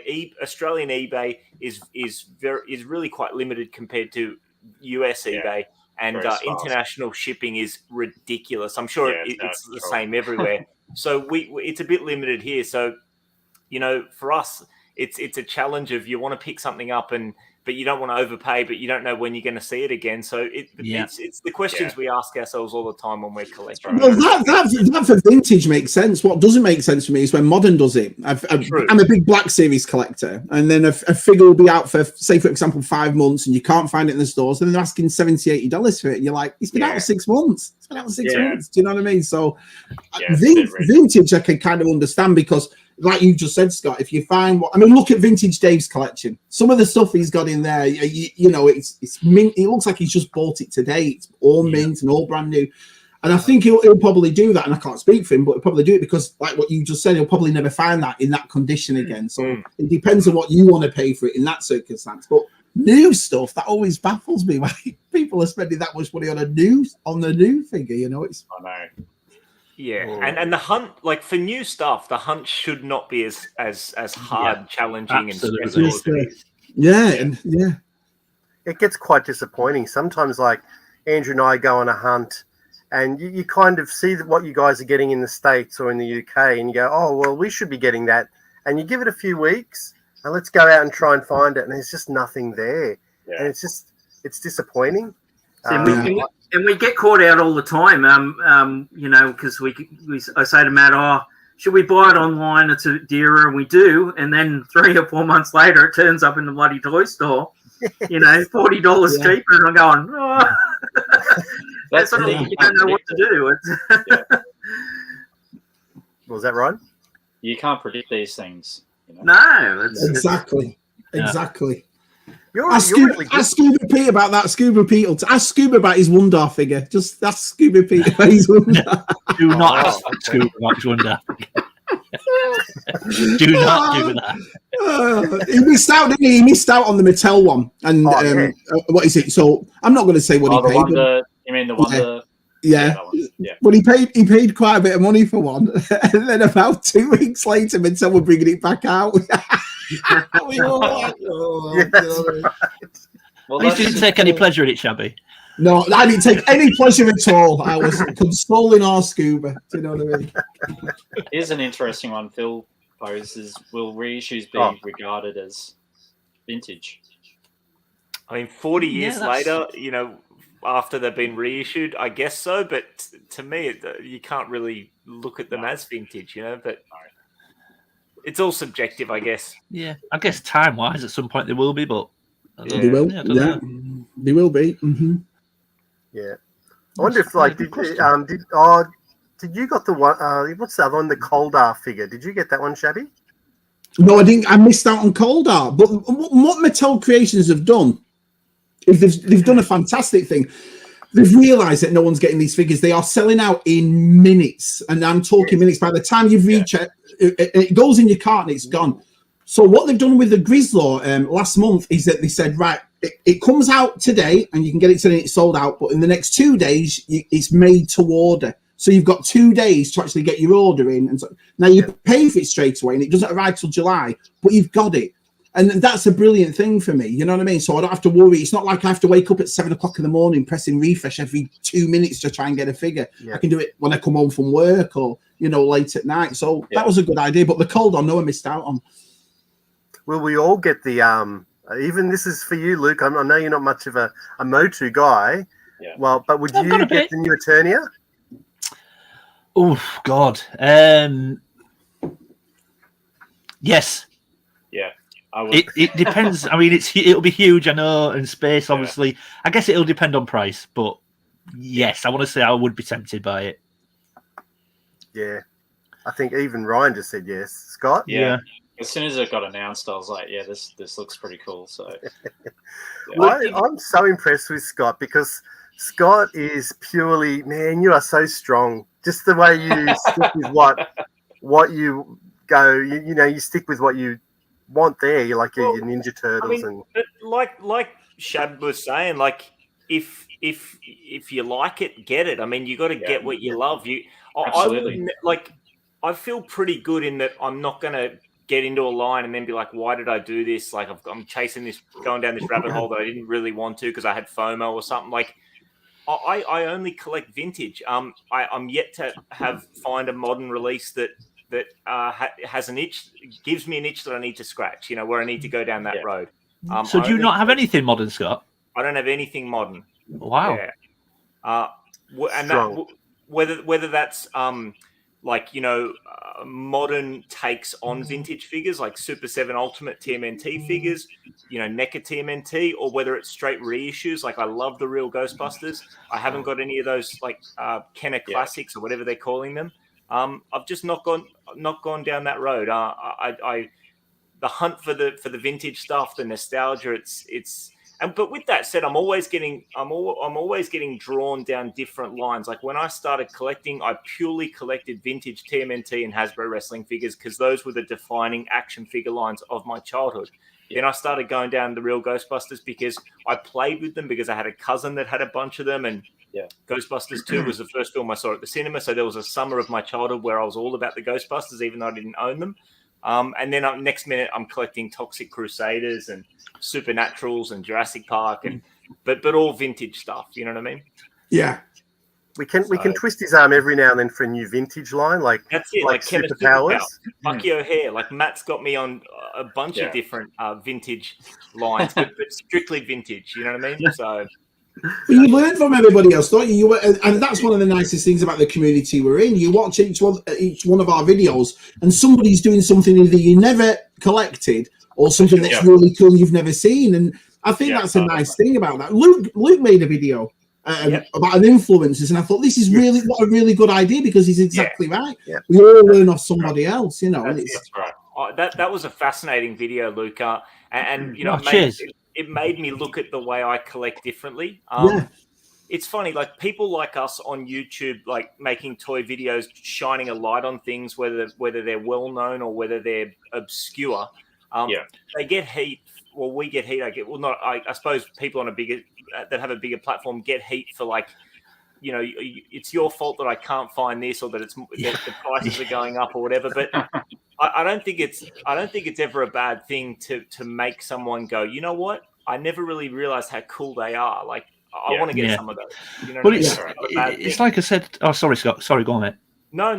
That's it. I was just saying, like, I don't think that's a bad thing. Like I never. So yes, having watched Luke your video and really considered how easily influenced I have been in my collecting, I don't necessarily see that as like, oh, Matt, you suckered me into this. It's only a good thing for me because it's I'm finding something that brings me joy that I didn't know about or recognized before. Well, that was kind of where the video was sort of born from, because like I say, 3 years ago when I started putting this room together, it was only ever meant to be purely Star Wars, nothing else. I mean, I had the odd tiny bit from other things, but nothing with any kind of sort of commitment to a collection. But then, of course, I started getting involved with YouTube, and Star Wars just completely blinded me because it was just such a thing. I completely forgot all the other toys I played with as a kid and all the other toy lines. And then it took Tez. So one of Tez's video and all the Transformers in the background. I was like, why? I love Transformers as a kid. Why don't I have any of those? So then I started Transformers, and I kind of go on this. I'll have a week or 2 week binge on something and fill a shelf. I won't just buy one or two. I'll get a whole load and fill a shelf. And then Shabby was on USR only a few months back and mentioned Brave Star. That's all it was. Just mentioned it. Yes. I was like, I had some Brave Star, right? Straight on eBay. Let's get some Brave Star. And all of a sudden I looked around the room and I sort of looked at 5 or 6 different lines, and I thought I never had any plans to collect any of these 2 years ago. Yeah. And then it just straight away I thought, right, so all this has done is someone either showing it in their own collection or mentioning it. And all of a sudden, I've got 6 or 7 different toy lines in here now. And I just thought that's actually quite a good idea for a video. How easily I am just to go, oh, yeah, I had that. Right, I'm buying it. Mask was the same. I think I would have done Mask anyway. But I saw people like Chris Mewer, Dean at All Things 80s, Masks and that. And I mean, Mask is my number 2 line now. Just huge. Love it to pieces. But yeah, I just think it was so easily influenced. You see something on someone's channel and go, whoa, that's cool. I had that. Yeah, that's it. And before you know it, that's it. So Luke, you do have those boxes you got from your brother-in-law at Christmas? Yeah, brother and sister-in-law at Christmas. Yeah. Is that where you got your Motu from? Or yeah, well, the majority of it, I started Motu Origins because of Shabby and toy expert Lucy. Yeah. And then my brother. Yeah, I mean, luckily we've got 2 friends that we've known for a long time. My brother, in particular, similar age to us, and they just cleared out their parents' attics and basically just had all the huge 4 or 5 boxes of, say, Motu, Star Wars, whatever it might be, Ghostbusters. Wow. Now, they're not toy collectors. They've just been sat in their parents' attics for 35 years. Wow. That's amazing. My brother was struggling to know what to get me for Christmas, and he just said, look, I'll buy them all off you. And he just literally bought every box. I didn't even really look in them, but he said, I knew what was in them, and just handed them to me for Christmas and said, go at it, there you go. Whatever's in there is in there. So opening up 4 or 5 boxes on Christmas Day, no idea what was in them. But a lot of Motu. It was brilliant. It was one of those moments where a lot of the figures were bare. Then I was like, okay, so there's a faker there, got no accessory. And then you'd open Castle Grayskull and all these accessories fell out. It's like, there's faker's armor there, there's faker's sword there. Oh wow, that's great. So yeah, it was really good. Yeah, really good. That would have been fun. That's half the fun, isn't it? Like when you've got a bunch of figures here, a bunch of accessories here. Yeah, matching them all up. And that's where the Ghostbusters came from as well. I got a lot of the vintage Ghostbusters and the Ecto-1. Cool. So then I thought, I mean, in my head, I'll go for the modern ones because I fancy sort of displaying the modern ones on the cards with all the loose vintage ones in front. And so I'm doing that with Motu as well. Well, that's the best thing about Motu. I mean, on the shelves behind me, I've got vintage and modern, and it works flawlessly. It's just flawless, and that's one of the best things about this line. So you can put both eras in, if you will, and it looks fantastic. I love it. It's one of my favorite lines. It is a great line. It is a good line. Yeah. If you give it to your kids, Ryan, they lose the accessories within 5 minutes, don't they? Yes. Oh, no. Get one to my son, and heads missing and arms missing. Classic. What are we all buying Scott for Christmas? A modern figure. What are we going to all buy him? No. You know what? There is actually some Motu.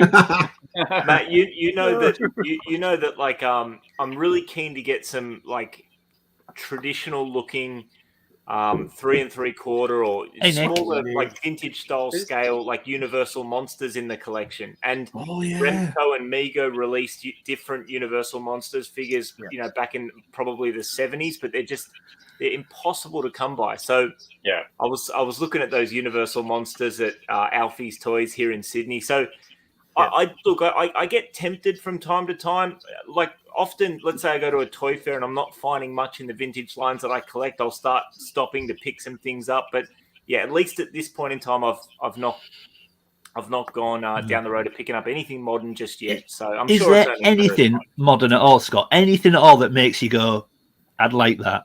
Not even a tiny bit. I mean, yeah, a tiny bit for sure. Like, so strong. Like the You're probably Super tempted 7, by the NECA stuff, hey? yeah, Turtles, the NECA. the Super 7 Ultimate TMNT figures, because they're just like reimagined vintage figures with modern articulation, sculpting, and paint. So yeah, I mean, I do, but knowing me, because once I do start collecting a line, I want everything. Like, you know, I'm not content just to have some figures without accessories, or just I'm only going to collect. Like, I don't really. There's no lines that I collect where I'm like, you know what? I'm only picking up the characters that I like. Once I approach a line, I want it all. I want that complete representation. And with a modern line where they're still releasing this stuff every year, it's almost like a race that I'd be trying to keep up with. Yes, sir. Yeah.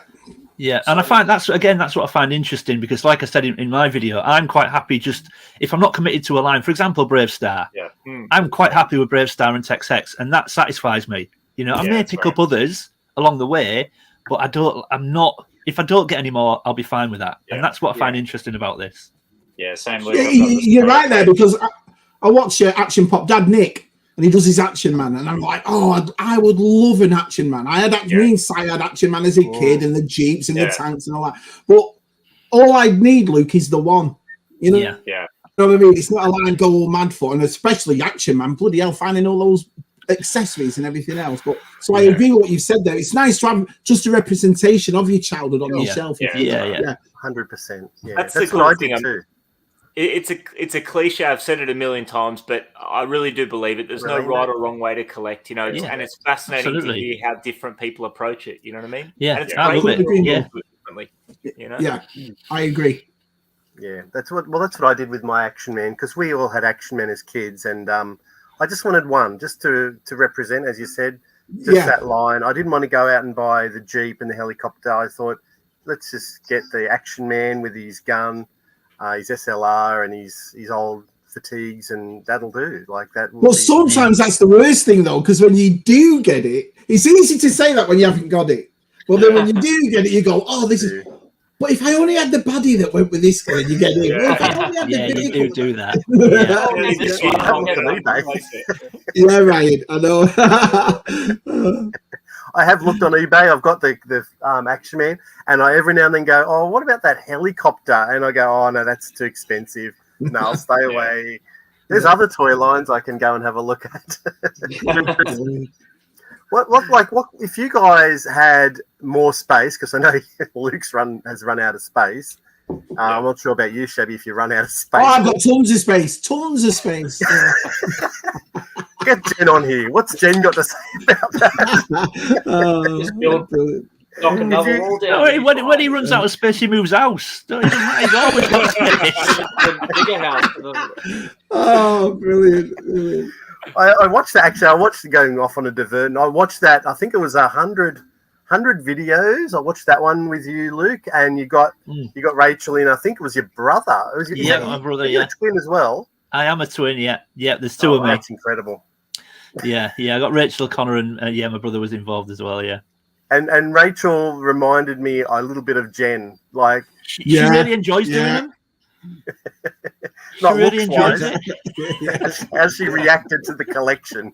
Yeah. She absolutely hates being on camera and doing it. Every so often I'll twist her arm into coming on and doing something, but she can't stand it. Yeah, she really can't. You watch a Reynolds Reviews video with Rachel in, and you see that look, and you go, "How many times have I seen that look?" Do you know what I mean? I've seen that look just as many times. Yeah, we did. There was a small sort of Comic-Con. We have a local Comic-Con. It's only small. We missed it this year, but there was one last year, and Rachel came with us. And I literally just sort of did a walk around like you do. And every single time I just catch her on camera, she looks round and gives me this face of, "Get that camera off me right now." Yeah. It's like she knows. I'm sure she can detect it. Just looks over her shoulder. I remember that one where you got a backside and you came up. How she let you put that in that video? How she allowed that? She doesn't know. Brilliant. I think all the lads were watching. Toiling, weren't we?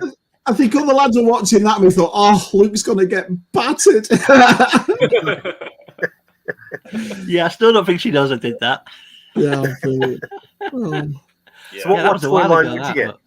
If you had like endless amounts of space and a little bit of money to blow? Can it be an extension of something we've already got? Or has it got to be a line we don't have at all? How about a line that you haven't got? Right. Oh, God. Something I know. Can I go, Luke? Because I know what I need some thinking time. Yeah. Vintage GI Joe. Vintage GI Joe with that. Oh, really? I never knew about GI Joe at all as a kid. We had Action Force. Yeah, and the more and more I talk about it, the more lads would, like Luke and everyone and VTR were telling me, no, Action Force turned into G.I. Joe and they merged him and all that. But I'm like, I just cannot remember a card. I can't remember this. But then you watch people like Scuba's and you see his G.I. Joe collection and, the big vehicles. I mean, or Chris Meares, and you think, this is unbelievable. So if it was me, but it's the vintage I go for because it's the way the vehicles looked and the helicopters looked, and you're just like, look at the Defiant and the USS Flag. And I said to Scoob and Jeff Barker at Chasing 80s, and I turned around to them and said, "How many figures are there?" And they just said, "There's literally hundreds." If I had G.I. Joe as a kid, I think that would have taken away from Star Wars for me. I think G.I. Joe would have been my book. I just can't remember it at all. But the accessories with G.I. Joe is just incredible. It's honestly, that was here in mine. He was putting. I got this big box of it from a church sale, and Matt was putting all the accessories to them. They're just endless. The amount of accessories that they got with them. Well, it's just. I mean, Scuba sent me a vintage. It's down there. I'm not going to grab it, but Scuba sent me a vintage Hiss tank, and I just thought, this is the coolest thing ever. Do you know what I mean? These little things like that. I loved it. Yeah, I mean, if I'm honest, I'm struggling to think of a completely new toy line that I don't have anything of. But there is, so if I can cheat a little bit, there is one toy line that I would go in big on, I think, if I had the opportunity, and it's so expensive now. And I've only got a couple at the moment, and that is probably Kenner's Centurions. I think I would go in big on that if I had the opportunity. I was going to say. They're so expensive. They're so expensive, especially if you're getting them complete. I've got a loose Ace McCloud, but just to get have you? Yeah. Oh, well, I've got. Cool. I mean, I was very lucky with it. I got a Jake Rockwell. Johnny from Red 5 Design sourced that for me, and I was very, very lucky with the price I got that. And he's got a complete Fire Force outfit, and then I've got a bare bones Ace McCloud, very kindly sent to me by VCR Dave, who I believe is in the chat. But he's got no accessories, and I'm struggling to get a Max Ray. But if I had some money, I would go big into Centurions. I think they're a brilliant toy line. So love it. Visionaries as well. I'd love to get back. I remember the holograms and the staffs and the helmets and all that. And I know Vince, talk about vintage Dave, he's got a couple carded, hasn't he? And you're like, I'd love to get into that line again. It's so hard to get these days. You just don't. Really hard. And to get them complete, you've got to get the staff with the hologram and remember got the chest piece came off. Exactly, stuff like so. So yeah, you're right. Hi, Lack. Yeah, Lack. Okay. There was I don't know if you guys watch a guy. His name's Camcorder Nonsense, and it's an interesting channel. But he actually he does skits. He got these visionaries, and because they must be known for their chest plates to fall off. Yeah, and he did a skit with these visionaries, and it was quite funny. We thought because there was two of them standing there with their plates on, and one of them wanders up without their plate, and he basically got treated like they gave him antisocial behavior, and I didn't check it out. I wasn't into the visionaries, but I seen that video and I went, oh, okay, visionaries, all right, that's interesting. Cool. But it was just something a little bit random. I've gone off topic there, but I miss that hologram thing though, like Supernatural's visionary. Even Transformers, remember the little sticker on Transformers, and you put your thumb on it, and you take it off. You don't really do that anymore, do they? That was an awesome one. I'm just looking at Treasures for Trigger comment in there. Max Ray was one of my favourite childhood figures. Now, weirdly, when I was a kid, nobody wanted Max Ray. He was seen as super uncool. He was water, and Jake Rockwell and Ace McCloud were cooler. And with his sort of dad tash and everything, nobody wanted him. Now, he's the hardest one to get. He's the hardest one to get. But nobody wanted him when I was a kid. Like Tom Selleck. Yeah. Nobody wanted him. Colored one, isn't it? The green one. Yeah. Did you have a moustache like Tom Selleck? Is that what you're saying? Yeah. He looks like Tom Selleck, doesn't he? Yeah. He's got a massive What year were Centurions? 86? It's like 86 time, yeah. 85, 86. Okay, we just must have. I think what's their size? 6, 7 inch, or about 5.5 on it. Centurions. Yeah. No, I think they're about 7. I think they're bigger than 6 inch. They're quite big. I think they're bigger than 6 inch. Yeah. So they're like Brave Star, a little bit like that size. Similar size, yeah. Similar size. Oh, that's probably why. Similar size. Probably just ignored them as a child because I was just so deeply into G.I. Joe and Star Wars. So everything was 3 3/4 back in. Stick with that size. With our playtime. But they're just a wicked action figure. Yeah, so cool. Okay, I'm not too familiar with them. You know, we're going to play a game tonight. I don't know, do a challenge. I don't. Do we have time for the challenge, or are we happy to do it? Well, time is not a factor for me.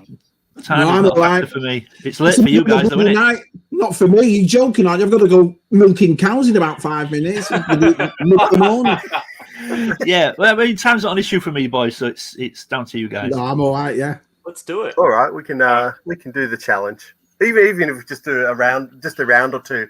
I'll be the host.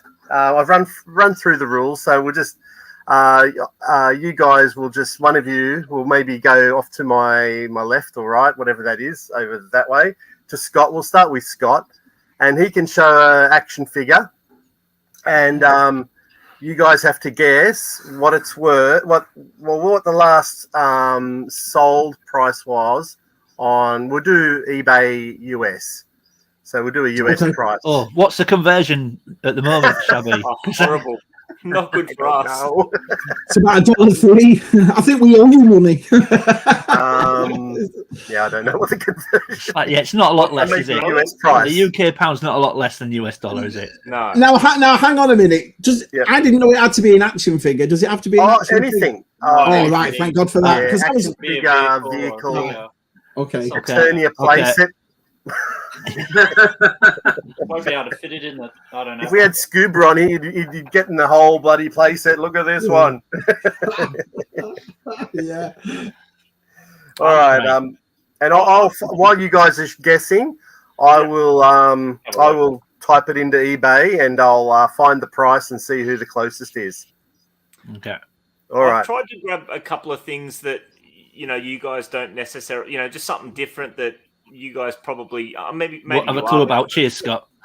First up, I've got a Toxie 1991 Playmates Toys Toxie from the So this is like the lead good guy from the Toxic Crusaders line. Trauma and Playmates. He's complete, so he's got all these bits and bobs. What year is he? Sorry, 1991. 91. 91. Okay. Right. Well, I have zero knowledge on these, so I'm going to take total. Just went, all right. Like that, yeah. Cheers. Somebody I have no idea about Scott. Nice one. Yeah, me and Lee just went. First of all, what is it? You know what I mean? Right. Let's see if I can influence you guys. Glow in the dark accessories, detailed sculpt. Yeah. Nice.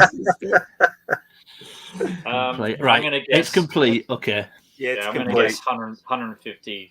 Yeah, but he knows his sort of stuff, so we'll have to go around there, Luke. We'll have to go around there. No, I'm going to go lower than that. I'm going to go at $70 US. Oh, right. I'm going to go. Right, Ryan or Luke. I think I'll go with Ryan. 149. No, only joke. I'll go. It's not just the conversion because toys like this go for way more here in Australia than they do in the US. So it's not just about the conversion; it's also the market in the US isn't as high. Don't let him manipulate you, Shabby.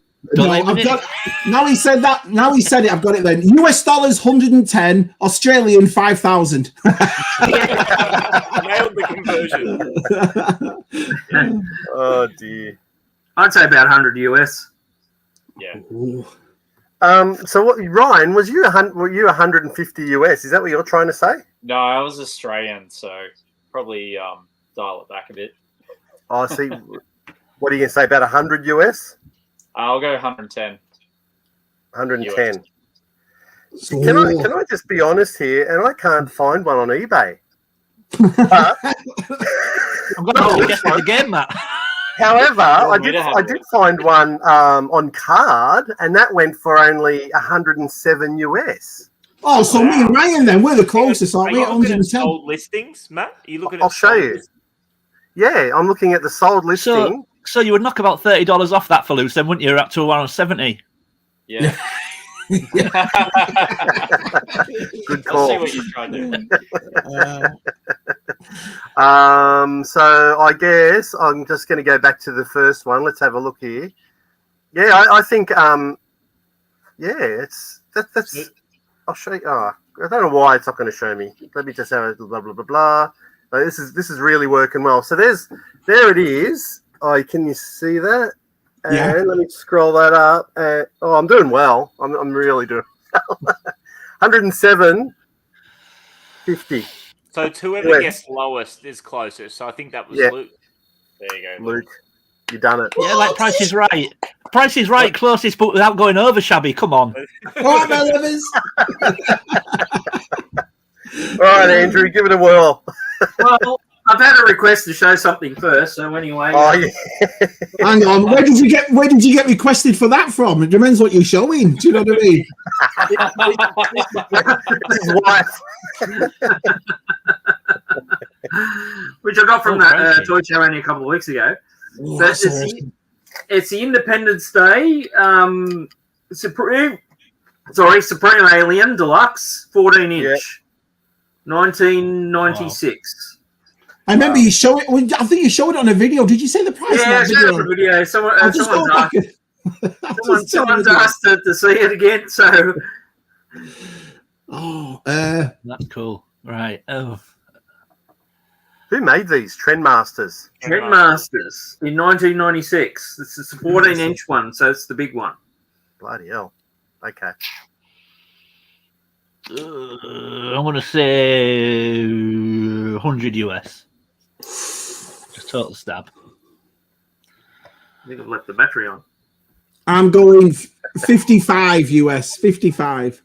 I'm going to go 75 US. US. 75 for right. I'm going to go 50 US. 50 US. 50. Yeah. Do you know there's not too many of these around?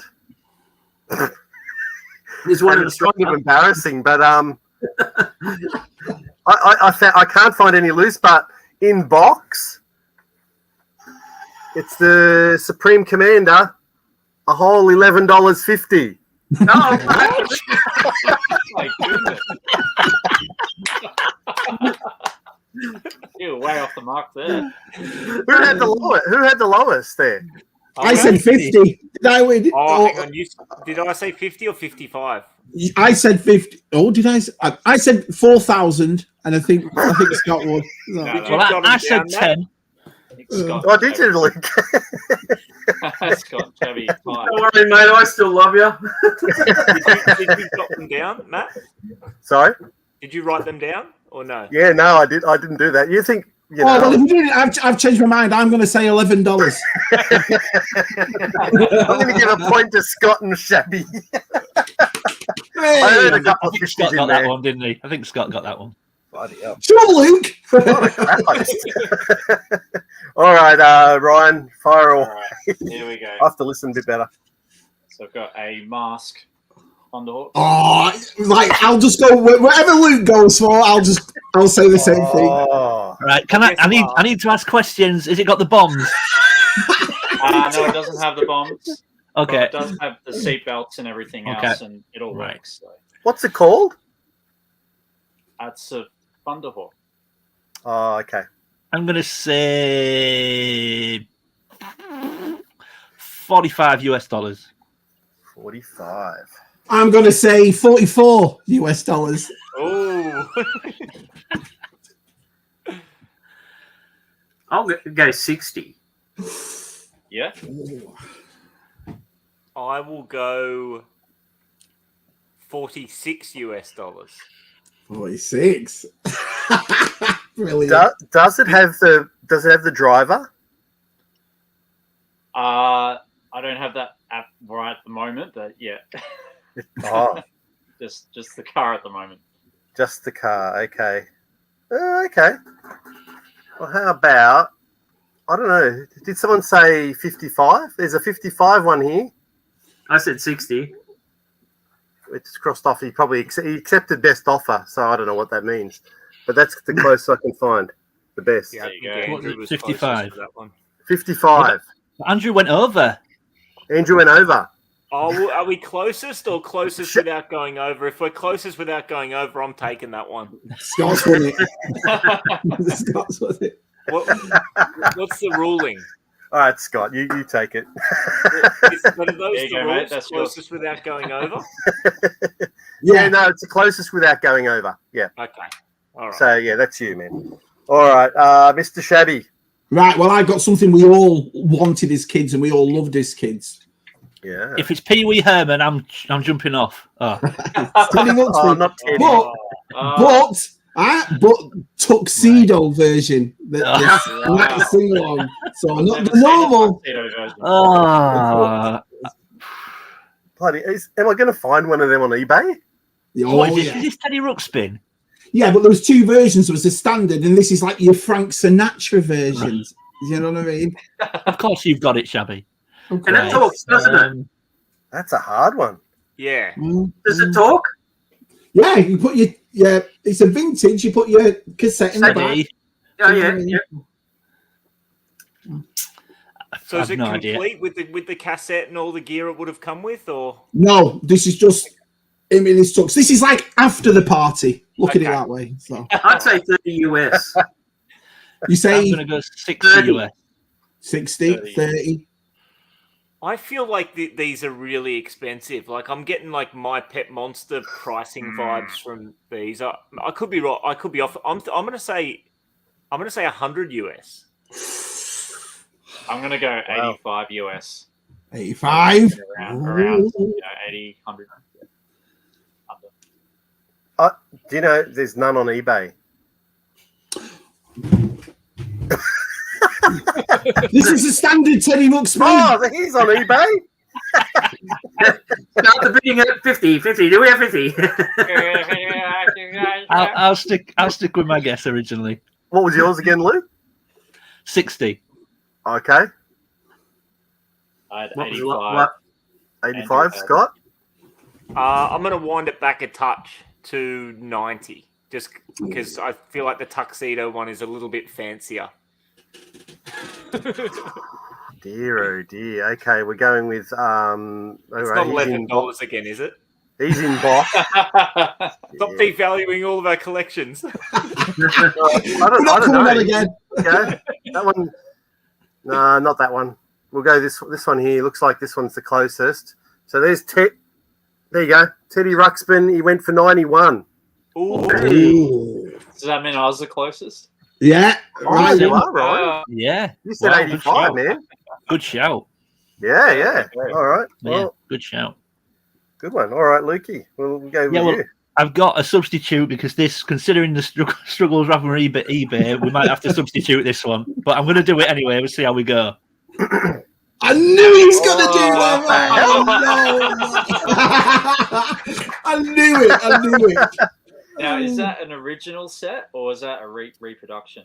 No, I mean it's an official endorsed Nike product, but it's not the. I would class this as the mid-range version. There's a high-end version which self-lace, and then there's a low-end version with that's not Nike from Universal. So this is the mid-range version, and they do light up, but I don't know if you'll see it. Are we guessing the price of just one shoe or a pair? So the But laces I do have a substitute if you can't find them. No, they don't self-lace, unfortunately. Okay, I'm gonna. I think I found them. Okay. Probably 300 US. Oh. I'm gonna go higher. I'm gonna go higher on this one. 1,400 US. I'm going $3,000. $3,000? Yeah. Yeah, I'm these are going not cheap. $1,000. Are they called Air Mags? Yeah. All right, I found them. You ready? Some of you might be a little bit disappointed in this. So that's them there. Wait a sec. That's pretty bad. What's going on? There you go. 315. Oh, that's Andrew's point. Ah, there you go. And here's the Australian version. They're officially licensed Air Mags.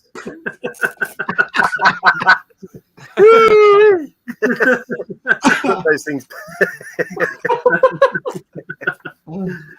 I don't know. I have no idea what the points are. Ryan had one. Scott had two. Shabby had one. Andrew had one. Luke, did you have any points? So that again, sorry? Did you have any points there? I think I got the first one. You might have. Yeah, I think I got the first one. All right. I don't know. Do you want to do another round, boys? One more round? Yeah. Let's do another round. We'll start with Scott again. Alrighty. Let's go. So I've gone for a Hasbro wrestling figure. This is the excellence of execution, Bret the Hitman Hart. Bret Hitman. And this is I believe this is like maybe 1992, so it's from one of the later waves, the red card wave, not like the ridiculous green card figures that are going for crazy bucks, but just a nice figure. And he didn't come with any accessories, so it's loose Just complete, you know. Okay, so no belt. No belt. He didn't come with a belt. Oh, didn't he? Okay. No. I'll ignore this guy then with the belt. Oh, that would have been like the belt that came with the ring. Whoever's selling that might be selling that. Okay. With it. So is that complete, Scott? That's complete. Yeah, he didn't come with any accessories. With anything? Okay. Nah. Is he a rare one? Oh, I mean, he's Do we one get of the clues? later ones, but he's not one of the last wave that are ridiculously rare. No. I'm just going to go 30 US. I have no real clue with these, so 30 US. Yeah. 35 US. I was thinking around the same amount. 50. Oh, all right. And then if you say 50, I'll say 55. What are you saying, Andrew? 50? 50. Hold on at 50. Well, boys, I've had time to look at this one, but this is blown out. 199. Whoa. Holy shit. Crikey. Keep hold of that bad boy. Oh, yeah. So does that mean I won even though I was 50% down? Brilliant. Yeah, you win. You're the closest. Yeah. There you go, I mate. mean, is that an Australian listing or is No, that a US that's American. And this is a prime example of just this. I feel like this was like a $50 figure 2 years ago. Yeah. They're These are just they're just shot up. It's like all the Wow. Crusader stuff. It's just all gone up. Yeah. $1 million. Yeah. Well, $1,400 for a box attack copter. One. All right, Andrew, what are you going to show us? Well, I'm going old school, and it's the 1976 Mega Micronauts Astro Station. Oh, where's Scuba when you need him? Do you know what I mean? Where's let me just text VCR Dave. Here's the item. So the items, I got it out, I took it out of the box so everyone can see it, and I've just lost one of the bloody rockets. So here it is. It's not complete now. Yeah, it is now. I just put it back in. There we go. So I had one of these when I was a kid. Wow.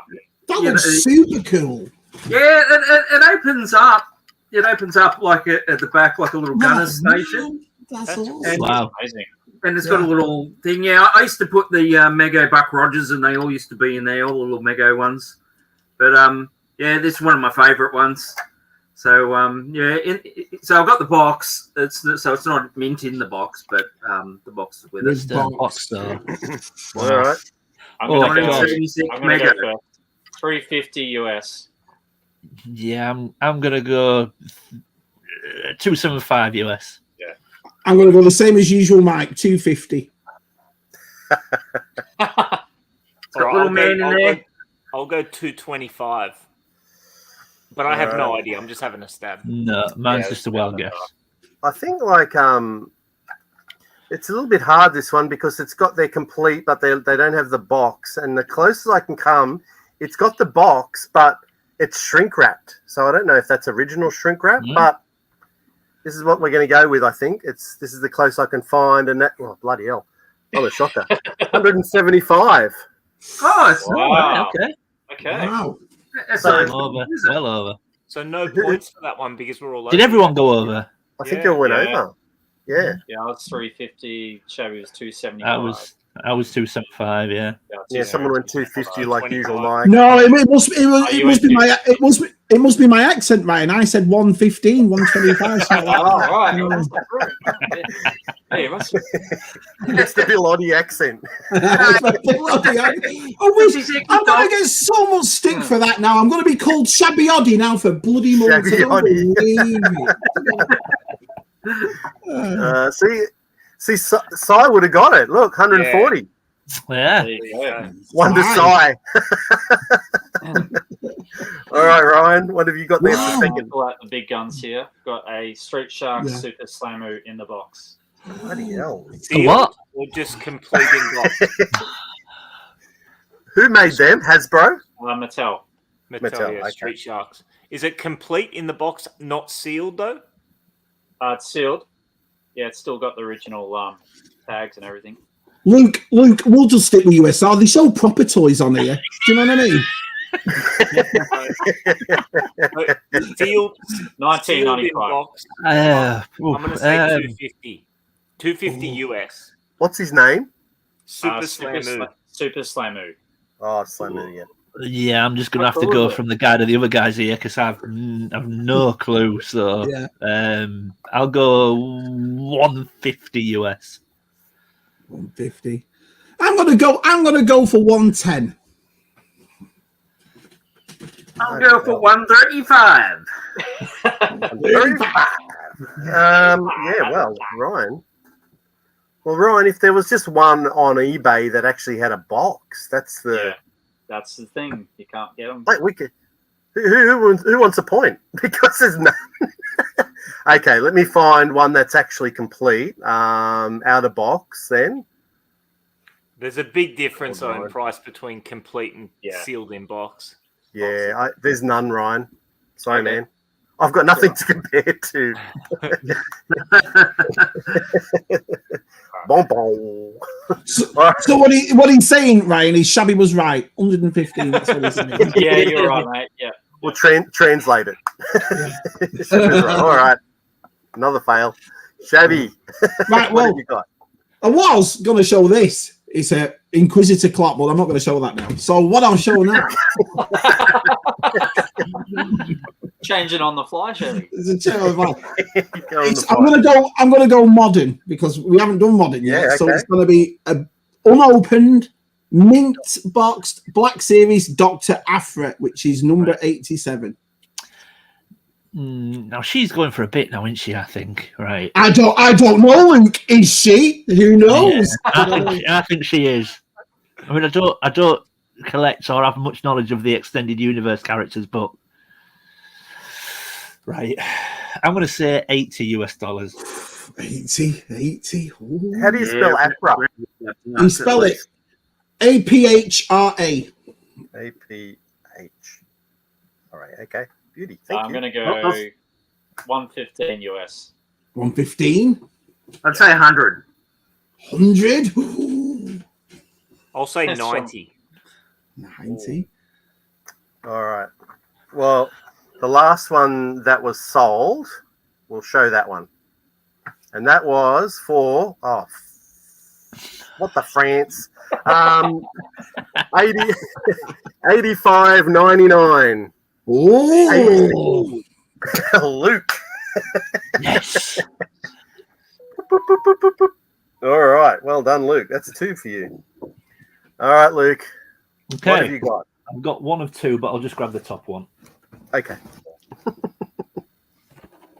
Oh, yeah. Oh. I've got a loose one of this, of the Rhino. Wow. Oh, my goodness. Thanks. Sorry, I didn't. So it is complete in box with its instructions. Yeah. Is it sealed or has it been opened? No, it's the box a bit tatty. It has been opened. Yeah. Oh, yeah. Okay. Ooh, Hey, Matt. These go 250 for, US. I'm going to go... How much did you say, Andrew? 250? 250, I reckon, US. Yeah. Boy. I'm going to try 180 US. I'll go 275. Gee. I'm going to go 145. All right, I found one. complete with box, nice, clean, working example, 162.50. Oh. Does that mean So who was closest there? I was 180? I was 145. Yeah. Yeah, Ryan. Shabby! What? Oh, no, Ryan went over, didn't he? Sorry. Yeah, Ryan went over. Okay, Sorry, yeah. There you go. He went There you go, 185 or mate. something. There you go. Well done. I don't know what the points were. Well, I think it was a draw between Scott and Shabby, I think.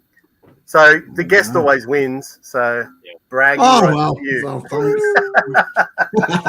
But guys, isn't it always the way where you think something goes for a lot, is worth a lot, and it's not, and something that's not, it goes for a lot. It's just topsy turvy, isn't it? Yeah. That's See, $11.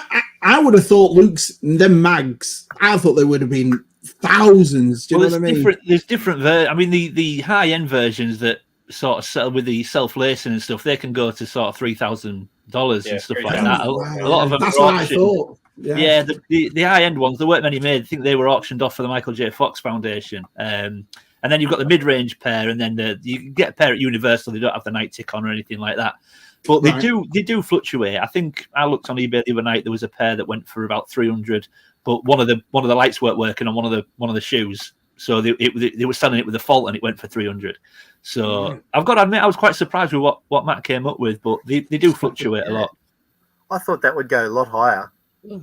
They do, but again, you can. I guess it's like anything. You can get a bargain if you're fortunate. Yeah, maybe that person that bought it might have been looking for ages, and that was just their bargain. Like I remember Andrew and I did it, and it was quite a surprise. But I didn't pay anything like that for mine, and I mean, there's a bit of a weird backstory to it. It was how long ago? Maybe 7-8 years ago, and it was a friend of a friend of a friend. Literally, it was about 4 tiers of people. Then got in touch with me, a friend of mine, and said, "Look, we've got some Nike Air Mags. I know you like Back to the Future. We've got a friend of a friend of a friend who's got some selling them." So I was like, "Yeah, if at the right price." And literally, the way I bought them was we struck a price, and the guy who was selling them, we kept speaking through 2 or 3 different people. I met him on the side of the road. Never met him before in my life. About an hour and a half away from where I lived. I met him at the side of a highway in like a rest stop or whatever you would call it. Opened up his trunk and I went to meet him by myself. And you're like, this guy could just bundle me in his car here. And like, how badly do I want these? How badly do I want these? I'm risking my life just to buy a pair of Nike Air Mags. But yeah, I mean, it was all above board in the end. But I remember getting there thinking, I've not even told anyone I'm coming. Yeah. It's like, those stories are always funny. I remember buying a load of vintage Street Sharks, kind of like similar to what Ryan showed, but without the box or any of the accessories, like pretty rough, just when I first started collecting. And it was in like an underground car park. He had me meet him there because that was where he parked for work. And he goes, I finished work at this time. Come down here and meet me. I'm on basement 3 or whatever. And it was a similar deal. Like I've got no phone reception, so it's because I'm underground. All above board, though. Yeah, luckily. But yeah. So you say, Mr. Crusher. Oh gosh. Oh dear. I think we might have to start wrapping up now, guys. I'm really sorry because it's getting close to 11:30 our time. Oh, guys, apologies. No, it's good. We wanted to. We usually go about 2 hours. But I think we'll just sort of go around the room and see what you're all doing in the upcoming weeks. And did you want to start, Luke? And what are you up to in the next few weeks? It's coming up on the channel. You know what? I don't want to give too much away because there's a really I think it's a really good video coming up this weekend. I will tell you it's mask related, but I won't tell you what. It's quite unique actually. I'm really happy with it. After that, I have got another one planned, but it's dependent on another channel. I won't say any more than that. So, but yeah, no, this week will be mask, and it's quite a good one if I do say so myself. Not a vehicle and not figures or anything like that. Oh, okay. Very cryptic. Look That's forward all right. to that. Do you obviously drop videos on a regular basis, like on a weekly basis? Because when you had time off, people and you came back, they're like, "Oh, so happy! Sunday nights, we got our video again," and I'm like, "Yeah, I tried to do one every Sunday. Yeah, I tried to do one every Sunday. I mean, it's Sunday morning here, where it would be Sunday afternoon for you guys. So yeah, I try to drop one every Sunday if I can, and I've been quite fortunate that for the last sort of 2 years I've been able to do that, barring when Rachel works at the local school, and obviously Connor goes to the local school. So I had a bit of a month where they had summer holidays, so we were all off together. So I just said, look, I won't do a video for a month, and then it's just spend some time together. So I took a month off just while they were off work and school, and then come back. So yeah, I tried to do one every week if I can. Luckily, I'm still doing it at the moment. Yeah, I think we were trying to do weekly there, but it just got too much for us. Come up with ideas. And as we were saying earlier, it's just a hobby. So whatever free time that you can find. I did get hung up on it at one point. I've got to get one out every week, and then I chat with people like VTR Dave, and he's sort of quite philosophical about things. He's just like, look, if you can do it, great. But if you can't, don't worry about it. And I got quite hung up on it at one point. I've got to do one every week. When you think about it, it's no big deal if you don't. People are still going to watch it. Yeah, and I mean, I'm quite fortunate at the moment that my company that I work for have gone to a 4-day week. So I work Monday to Thursday now instead of Monday to Friday. So I compact my hours into 4 days now and get Fridays. Rachel goes to work, Connor goes to school, and I get Fridays to film now, which is quite nice, awesome. And that doesn't affect family time. So unfortunately, my videos are quite basic as well, so they don't take too much putting together. So yeah. I don't know how people still do it. Like some of them are doing 2 or 3 a day. I don't know how. Videos a week. To me, it's like what you just said. It's a hobby, and so I make them when I either get something or something springs to mind or want to show something. Do you know what I mean? Yeah. So, and it's like what Luke said. When you've got family commitments and you have your own business, it's hard for me to say, right, I'll do it on this day. Because something will come up with one of the kids or something else. So. Yeah, true. What about you, Shabby? What have you got coming up in? Well, I've just bought a bunch of Masterverse figures. Amazon was having them on sale for about $8.99, $9. These are $30, $20 things that they were just practically giving away. And we weren't going to get into it because the Revelations cartoon wasn't really mine and Lucy's cup of tea, but the figures are awesome. So, and then I've just got a load of new Motu. I've got a Snout, Spout, Leech. I got Rotom. So we'll make a couple more Motu videos too, Motu Origins videos. We've been enjoying you. Well, obviously, we love. I personally love watching you with your fam. With expert Lucy. She's become like a bit of a junior Shabby, really, hasn't she? She's brilliant. She's always been like that. My 2 older kids. I mean, Suki will come on, but she's got a face like a smacked ass when she comes on. She's not really. she's not really. So she likes being behind the camera. Wow. She's all right, but Lucy loves it. Lucy loves doing it. So that's great. And we love seeing Jen on there. She's just so dry. Yeah, Jen's funny as. Jen and Rach would get on so well. Yeah, they would. Yeah. The twisted. Have you ever met? No, never. No, but Luke knows where we are when he wants to come for holiday. He knows where we are. I do indeed. Yeah, I do indeed. Have you guys seen Shabby's Olympics video, by the way? I'm assuming you all have. No. If you haven't, you need to go back through his videos and watch the Olympics video. It's back catalogue. Absolutely brilliant. Well, athlete Luke. Oh, it's just hilarious. Yeah, if ever you want to see someone being ultra competitive with their kids in a race, just watch it. It's so good.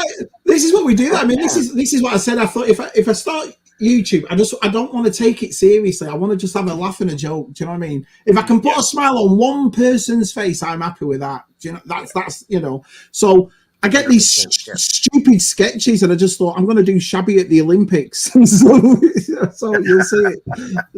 That's so good. Oh, that's good. Oh, I'm definitely going to go and check that out then. It's good. Yeah.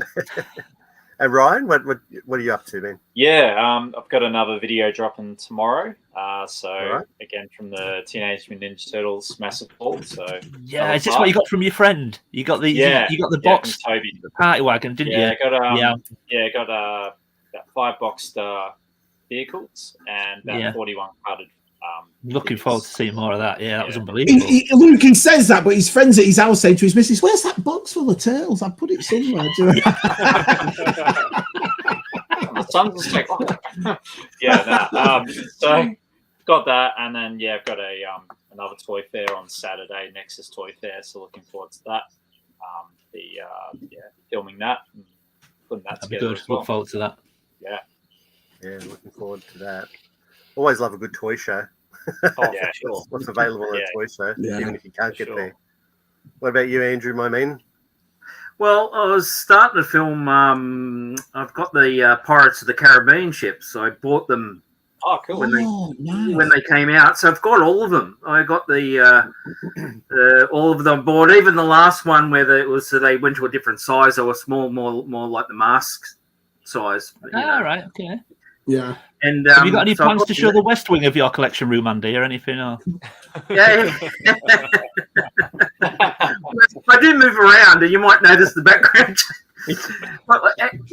Actually, it's green screen. I like it's all just green. Andrew, I was talking to Matt a couple of nights ago, and I said one of your videos is when you did it with your daughter. That was a great video. I loved it. Do you know what I mean? When you're showing off the dinosaurs and stuff like that. It's a great video. I stuffed that up a bit. I found out that you can't record an hour's worth of footage on your iPhone and then transfer it. It won't do it. Yeah. And you end up losing it. You got to stop. Because for some reason the programming wouldn't transfer an hour, and I lost half of it. So, but what I did, Matt because Matt does all the editing, and Matt made it work. Yeah, I mean, I tried to. I did get her on there. That was before I had my operation and things like that. So, I get her on there. She's she's not too confident on it, but so she'll it's not like she's gonna get on there and lead the show. But yeah, it was fun doing it with her. But but I like to do the Pirates of the Caribbean, and then I got all the ships, but I realised I haven't got all the figures. I think at the time when they came out, because they were full. Pardon? You're not going to go off and buy them, are you? No, they're so expensive too. You look them up. Really? Pirates of the Caribbean, you wouldn't think so, and then they did quite a lot. But I do have enough like figures to show, but the ships are awesome. They're so big though. The boxes are massive, and so if I open them up, because they're just sitting there in the boxes, I don't know where the hell I'll put them. They'll have to sail around on the floor.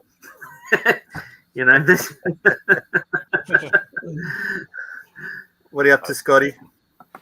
Mate, I'm just trying to churn out a couple of videos. So I'm all about kind of just trying to get some stuff done before we go to Melbourne in a few weeks' time, because when we go to Melbourne, I'm going to try and film a few videos there of the different vintage toy stores and toy fair and so on and so forth. So between now and then, I'm just trying to churn through a few, bulk lots that I picked up that are in the corner of the room just waiting to be filmed. So I've got a Ghostbusters one, a real Ghostbusters one that I recorded today, which I'll try and get out maybe for next weekend. A Mighty Max one, and then I haven't done a Ninja Turtles video for ages, so I've been stockpiling turtles. Yeah, you should do one of those, man. Yeah, so I'll be sharing all the Turtles pickups before we go away, and then it'll be all about filming while we're on our trip to Melbourne. Oh man, it's going to be epic. It's going to be great. So good. I can't wait. We're heading interstate, Luke and Shabby. There's Andrew, Scott, and I. We're heading interstate down to Melbourne for a weekend just to do just vintage toy shops. Nice. Are you gonna film it all and make a video of it? Yeah. Oh, brilliant! Wow. Brilliant. Yeah, I look forward to that. That'd be great. It'll be excellent. It'll be similar to watching hopefully a bit like Scuba Pete sometimes goes off and does toy hunts and. What do you mean? Sometimes Scuba Pete's never in. if we go where he lives, if he gets where he lives, he's out all the bloody time. Do you know what I mean? Well, didn't he go somewhere this weekend to visit a mate north somewhere as well? He goes everywhere. He's never in. You know what I mean? You get Leslie's wife phoning all the collectors. Have you seen Scuba? No, we ain't seen him. Shab, do you actually go to the toy shows around? Yeah, I'm quite lucky as well because it was Jen that found it. Me and G-Force had gone to a 20. They have these 24-mile yard sales and 100-mile yard sales, and they're awesome. And sometimes they go into different states. And what happens is you come to an intersection and there's loads of vendors, but every house down the roads, they come out and do it. And so you find awesome stuff, everyone's selling. But then after that, there was a flea market just around the corner in a place called Fayetteville that Jen had told me and G-Force about. And we were looking in a couple of toy shops in there and we were finding some awesome stuff. And they have vendors outside selling stuff. And then Jen said, come and have a look at this shop I found. You won't believe it. Now, when Jen said that, we were a bit skeptical at first because we thought, oh, hang on a minute, I'm not following her. Where's she taking us? Do you see what I mean? But it turned out to be a vintage toy shop, and some of the stuff they had in here. I'll make it. I said to G-Force, if you actually watch a G-Force video, he's took video of it in this place. But the next time we go, I'm quite lucky in North Carolina for vintage. There's so many flea markets, and I was telling Andy a story. I went to a church fair the first year I got here. And I got 11 of the last 17 Star Wars figures for $2 each. $2 I know. Because Matt and myself, we watch a lot of like not another retro channel, and they bump into people like Pixel Dan and Ed's Retro Geek Out and all this sort of thing. Have you ever bumped into them sort of thing in your travels? No, not where I live. I'm a bit too rural. We live in the country, you see, so it's a bit different out here. But no, I've never been recognised. I've never done that. Simon probably does, because Si's in England, they'll probably think our size Shabby. Do you know what I mean? We're very. But I think that's why it works with vintage and so forth around here, because there's not that many toy collectors where I live. So. You can find your Teddy Ruxpins and your stuff like that. So first picks, that's great. Mm-hmm. What you were saying about with kids, my son, sneaky little bugger, I found footage on my phone. He'd grabbed my phone and he'd come into the toy room and he'd started to mimic me and started going, "Hi, this is Keep On Collecting. Look at this figure, isn't it?" I'm like, "You little cheeky bugger."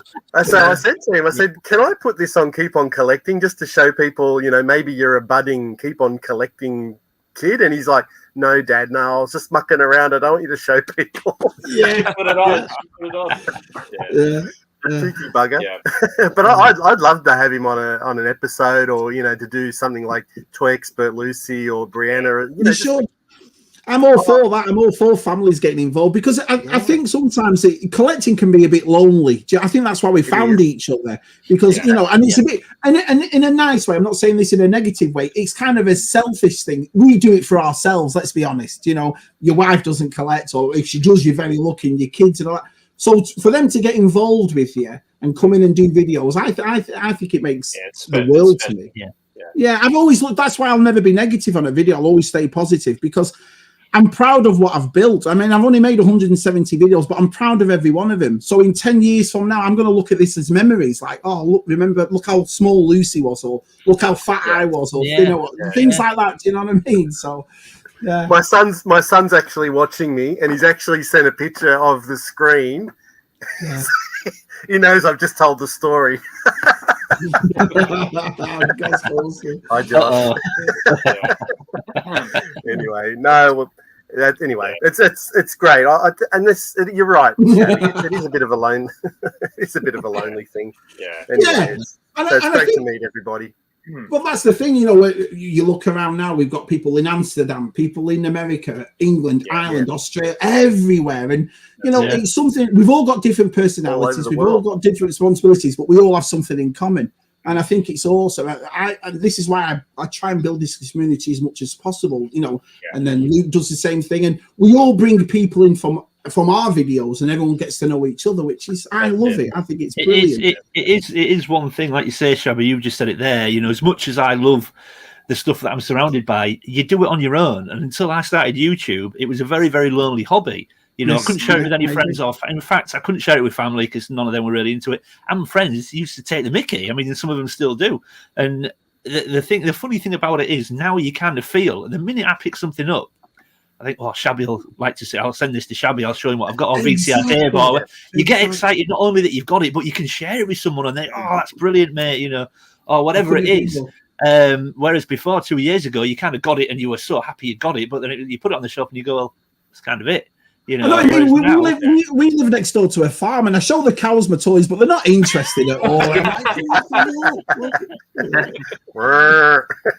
It's like I get excited. I find a new dinosaur, and I ring up Matt, and I go, Matt, I've got you this dinosaur. You know, you haven't got this one, and I take a photo and send it to him. Well, that's what's great about it, and it's one of those where, you know, as much as people have taken the mickey out of me in the past, when you actually explain it to them in a serious way, and I've said this to other people, when you actually explain to them, not only do I do it because I love this stuff, and I could have had the worst day in the world, the worst, you know, the most terrible day at work, come home, walk into this room, after 10 minutes of walking in this room, I could walk back out and be right as rain. And that's kind of what I love about it. You can look at a couple of things, they make you smile. You remember playing with them as a kid. You walk out, you feel absolutely fine. And when you say that to people, they then all of a sudden take you a little bit more seriously, and they go, well, yeah, I wish I had something I could be passionate about or love that much. And, you know, that would. And when you say it like that, all of a sudden people take you a bit more seriously. Well, even the people that don't collect, though, Luke, because they'll come to, we sell furniture, so they'll come to the house, and these lads that are the same age as us that, you know, have got their kids and they don't collect, they come in, you've probably had it yourselves in your toy rooms where they go, no way, look, I had that as a kid, I had this as a kid, look at that. Oh, wow, I had that. Exactly, Ryan, so it puts a smile on everybody's face, and it's a healthy, happy, it just makes us happy, exactly what Luke said. I was once talking to a guy here, and he said, oh, I'm not sure about collecting, Shabby, you know. I said, well, what do you do for a hobby? He goes, fishing. I said, how much does fishing cost you? And he went, oh yeah, you're right. Do you know what I mean? So it don't really matter what you collect as long as you enjoy it. It's a hobby, right? Yeah. I mean, like, having something in your life that's completely removed from work, that's completely removed from, you know, anything that are part of those just responsibilities as an adult, something that just is pure joy, that can really never be a bad thing. I mean, collecting can have its, you know, you can get a bit OCD, you can get a little bit like Luke, you were talking about the hunt becoming stressful at points. Like, sure, but sometimes but those are the aspects that you can kind of manage and like having something like that that's completely removed from your work that just brings you joy. That's never going to be a bad thing. People might have other hobbies and other passions out there that you might think, oh, that's a bit different. But if it makes you happy, if it you know, if it lets you blow off some steam, that's not going to be a bad thing. I think it's all relative, because the amount of people I've spoke to, and like Shabby says, there has been people that have walked in this room and they mock at first when they go, oh wow, I used to have that, and oh I had that as well, and then they ask you how much you pay for things. Now, of course, I'm always trying to get that bargain, but there are things in the room that you have to pay a good chunk of money for. If you want them, you've got to pay for them, and you'll say, well, I paid, I don't know, £200 for that, and they go, you paid £200 for this plastic toy, whatever. And I say, but it's all relative, because you love, let's just say, trainers. You would spend £250 on a pair of trainers and you wouldn't think nothing of it, and they would go, well, yeah, I would. Well, that's why, because you love trainers, you buy trainers, it's what you do. It's no different. It's no different. You wouldn't worry about dropping hundreds of pounds on a pair of trainers. My trainers is toys, you know. And again, I just think it's all relative, you know. That's right, for sure. I've had people walk into my room, and the comment was, "I don't get it," and I said, "Oh, okay. Well, I don't know how to explain it to you, but I said, I know it's a bit overwhelming." I said, but there's always something in here that will remind you of what you played with as a child. And sure enough, he just sort of stopped and looked around, and there was Action Man. I remember having one of those in England, and I'm like, well, there you go. Like, and so it brought back some nostalgia for him. Transports you back there, doesn't memories, it? Right. Exactly. So it's the easiest way to say it. When people say, I don't get it, you just say, that's great, because I do. I get it big time. Do you know what I mean? And that's the thing. We're just all finding each other. We don't have to go through that thing anymore by explaining why we collect toys. We're talking to people that do the same thing. Do you see what I mean? So it's awesome. And guys, being British, what about your Jerry Anderson stuff? Where's your Thunderbirds? Come on. I can't find it over here at all. Where's your Space 1999? Come on. No, not over here. I've got to say, I'm not into it. I'm not at all into it. What about for me at all? What about Blake 7? Remember that show? Yeah, I remember the door. I remember that every time they shut a door, the wall will do that in the episodes. Yeah, that stuff does nothing for me, unfortunately. You know what? I really don't like Doctor Who. It just. No, I'm sorry. I Well, I don't grew up know. with the classic series, so that's my Right. thing. It's just I think again, the Australians like the British stuff more than the British, don't they? I think we so. do. Yeah. Yeah, I don't that's know why. better. Well, it's like the British like Neighbours more than we do. Yeah. Oh, I can't stand Neighbours. It was a crap show. Oh, whoa. Neighbours is a British institution. It's up there with the Queen dying when Neighbours finished. We were gutted. How can anyone watch Neighbours? That's the worst of the Australian acting you could get. I mean, come That's on. why we're also gutted. You know, I mean, the Queen died, Neighbours finished. What a year it's hot. Anis Horribilis, Luke. Do you know, remember that? Gutted, you know? The funniest thing about Neighbours, though, I'd not seen it. Tez, as you know, he's a big fan of Neighbours. Well, he's Jason Donovan, isn't he? So that's why he likes it so much. But he kept messaging me, Shabby, are you going to watch the final of Neighbours? Yeah, of course I am. You know, so I watched the final show. And I hadn't seen Neighbours in about 25 years. It was massive, really, wasn't it, Luke, when it was Kylie and Jason and Guy Pearce. And I mean, it was, when I was in school, we watched kids' TV afterwards, and then we watched Neighbours and Home and Away sometimes. Do you remember there was never a time period we go, I'll meet you after Neighbours, and everyone knew what time that was. You see.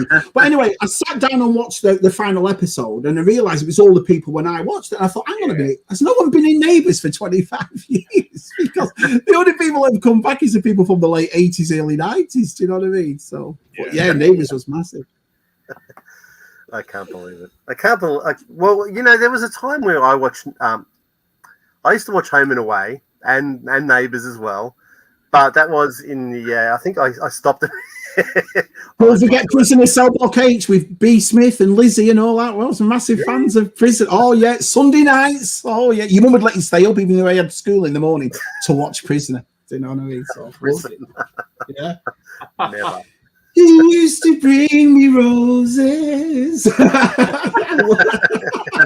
we going to do a Shabby dance? On the inside the sun. I loved it. Is anyone up for a Shabby dance? Shabby, did you watch Bold and the Beautiful? Not one of the beautiful Sullivans. Remember the Sullivans? Loved the Sullivans. Yeah. And what was the one about the? I think it was a vet in the outback. What was that one? That was pretty good. And there's a movie. Country Practice. Country Practice. Yeah, that was I don't know if good. I this like was British that. or not, but I remember it. Was Sons and Daughters Australian or was that British? I can't remember. No, it was Australian in the 80s. Australian. Yeah. I remember that one.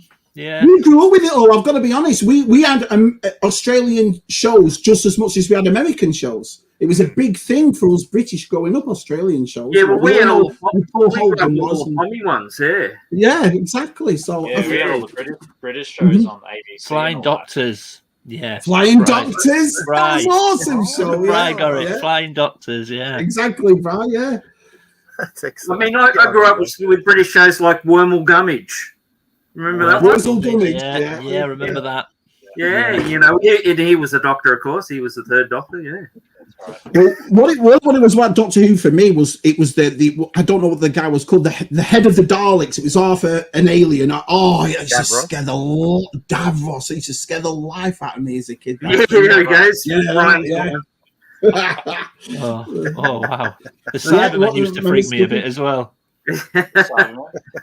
Used to Skippy catch was them, yeah. Skippy was the kangaroo, wasn't it? We had that, Luke, Skippy. I don't remember much about it, but yeah, I do remember it. Yeah, I had a Skippy cup in the kitchen there, actually. Cyber Ryan. Cybermen, oof, they freaked me as a kid. I'll tell you what, I think when you think about it being one show, I don't know if you guys can jump in, one show that used to terrify me as a kid, or one particular character. Does anyone remember Terrorhawks and Zelda? Yes. Oh, man. Zelda used to absolutely terrify me as a kid. Yeah. Oh, because it was so realistic, like with the face and stuff. Was he a witch? Could Like a not watch witch-like it. character? Yeah, it's like a Could not. alien witch or something. Yeah, Oh. really creepy. Yeah, she was. Yeah, I think I know who you're talking about. It was a bit freaky. Could not watch it. And I didn't watch that show though. That's early 80s, isn't it? 83 or something? Yeah, around there, yeah. And it wasn't long, was it? I think it was only 1 or 2 seasons, if that. It wasn't a long on the show. Like so much of Jerry Anderson stuff, just you know, 1 or 2 seasons, and that was it. Yeah. We've just made a new documentary on Captain Scarlet, and it was brilliant. How they changed the puppets, because they changed them from Thunderbirds, and now they wanted to get a bit more advanced and a bit. And if you actually watch Captain Scarlet, how adult it was compared to the Thunderbird, and it's a great documentary. It's it was on quite YouTube. dark, wasn't it? I remember. Yeah, it was. Yeah, I'll have to check that out, Shabby. yeah, it's a good one. I'll send you the link if I find it. I'll send you the link. Yeah, send it through. Yeah, I wouldn't mind to watch that. I remember watching that and a bit of Joe 90 as well. I remember Joe 90. Yeah. Stingray. Stingray was good. Yeah. Marina, Aquamarina. Yeah, loved it all. What's that one? What's the one? Space. The last one. One of the last ones he did. Space Precinct. Space Precinct. Yeah. I don't remember that Absolutely one. woeful. I don't remember that one. Absolutely. We've got the toys. Me and Matt have got the toys. of it. Yeah. Of course you have. You got everything.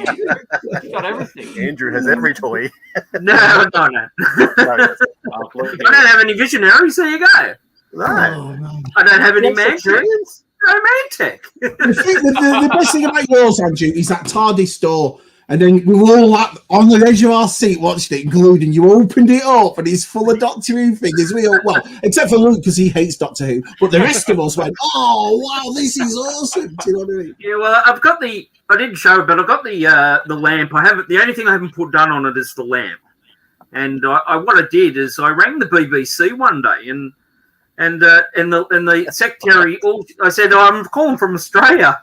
And she goes, oh, do you know Neighbours? And she'd go on about that.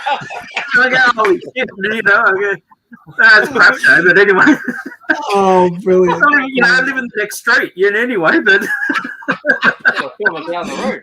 Oh, that's they told me where to get the lamp they used for the later TARDIS. So, and it was from an online electrical store, and I bought one. So I bought the original lamp, and then I went to get another one in case it broke, but the BBC bought them all out and bought the whole line out because they were breaking them all the time. The actual bulb that goes on them, but I haven't put the lamp up yet. So so they told me where to get the lamp, and we're going to put the lamp on, and that's it. So it's sort of done. Awesome.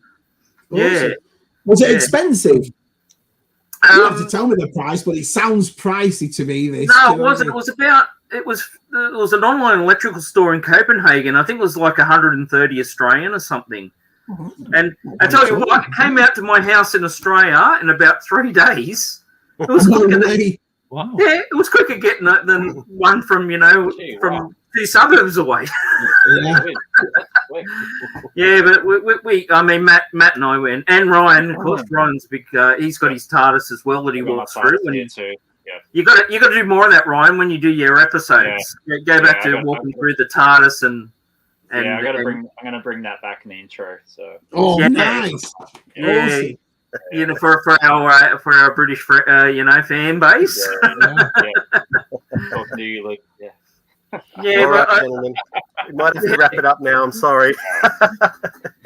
If you guys stay on for a bit afterwards, but we thank you very much, chat. It's always good to have the chat involved, and thank you everyone. It's not much fun without them, and we thank you very much, Luke, Shabby, for coming on. Pleasure. Pleasure. Thank you for asking a really me. bad challenge. I'm really sorry. No. Enjoyed it. But we appreciate your time. It's really been. Right. No, thanks for asking me on. Absolute pleasure. Really enjoyed it. Yeah. Thank you. All right. Thank you, everybody. And hopefully we'll see you in a few more weeks. We've got a special guest next time on the Keep On. We've got, the Collector's Pack is going to have Jennifer Runyon on. So, I saw that. That's awesome. That's I know. awesome. I'm just going to go off and say, like, I've known her, like, I met her 10 years ago, and we've just stayed in contact every now and then. And she's such a down to earth, person. So I just reached out to her. Is she Australian? Is she Australian? No, she's American. No. Right. Okay. Yeah. She's in Idaho. Right. Is it right. Boise? Is it Boise, Idaho? Boise, Idaho. Yeah. So she's agreed to come on to the Collector's Pack and have a chat with us. For your challenge that day, you're going to go, what's on this card? Exactly. Exactly. That's tomorrow. We're going to buy them off eBay. So tomorrow I'll buy them off eBay. The Xena cards, they're called. Yeah, get it. Yeah. And I'm going to do it exactly. So we're going to say what is it? You know, and get the That's pencil. awesome. I'm going to dress up in my It'll be nice. Ghostbuster outfit. It'll be nice to see her, won't it, though? Because we've not seen her since Ghostbusters. So what else was she in besides Ghostbusters? I can't think Charles in Charge, 18 again, couple Right, episodes in okay. Quantum Leap. all right. Yeah, But it's who Emergency she Road. married. It's who she married. You know, Roger Corman, and you know, when he does all these films, and you know, yeah, that's why she sort of left. I think he was he was really really rich, so. Married Makes sense, yeah. Roger Corman's nephew. Yeah. Got you. All right, I'll just end it now. So thank you very much, everybody. All right. Catch you later. Catch you later. Thanks, guys. Thank you.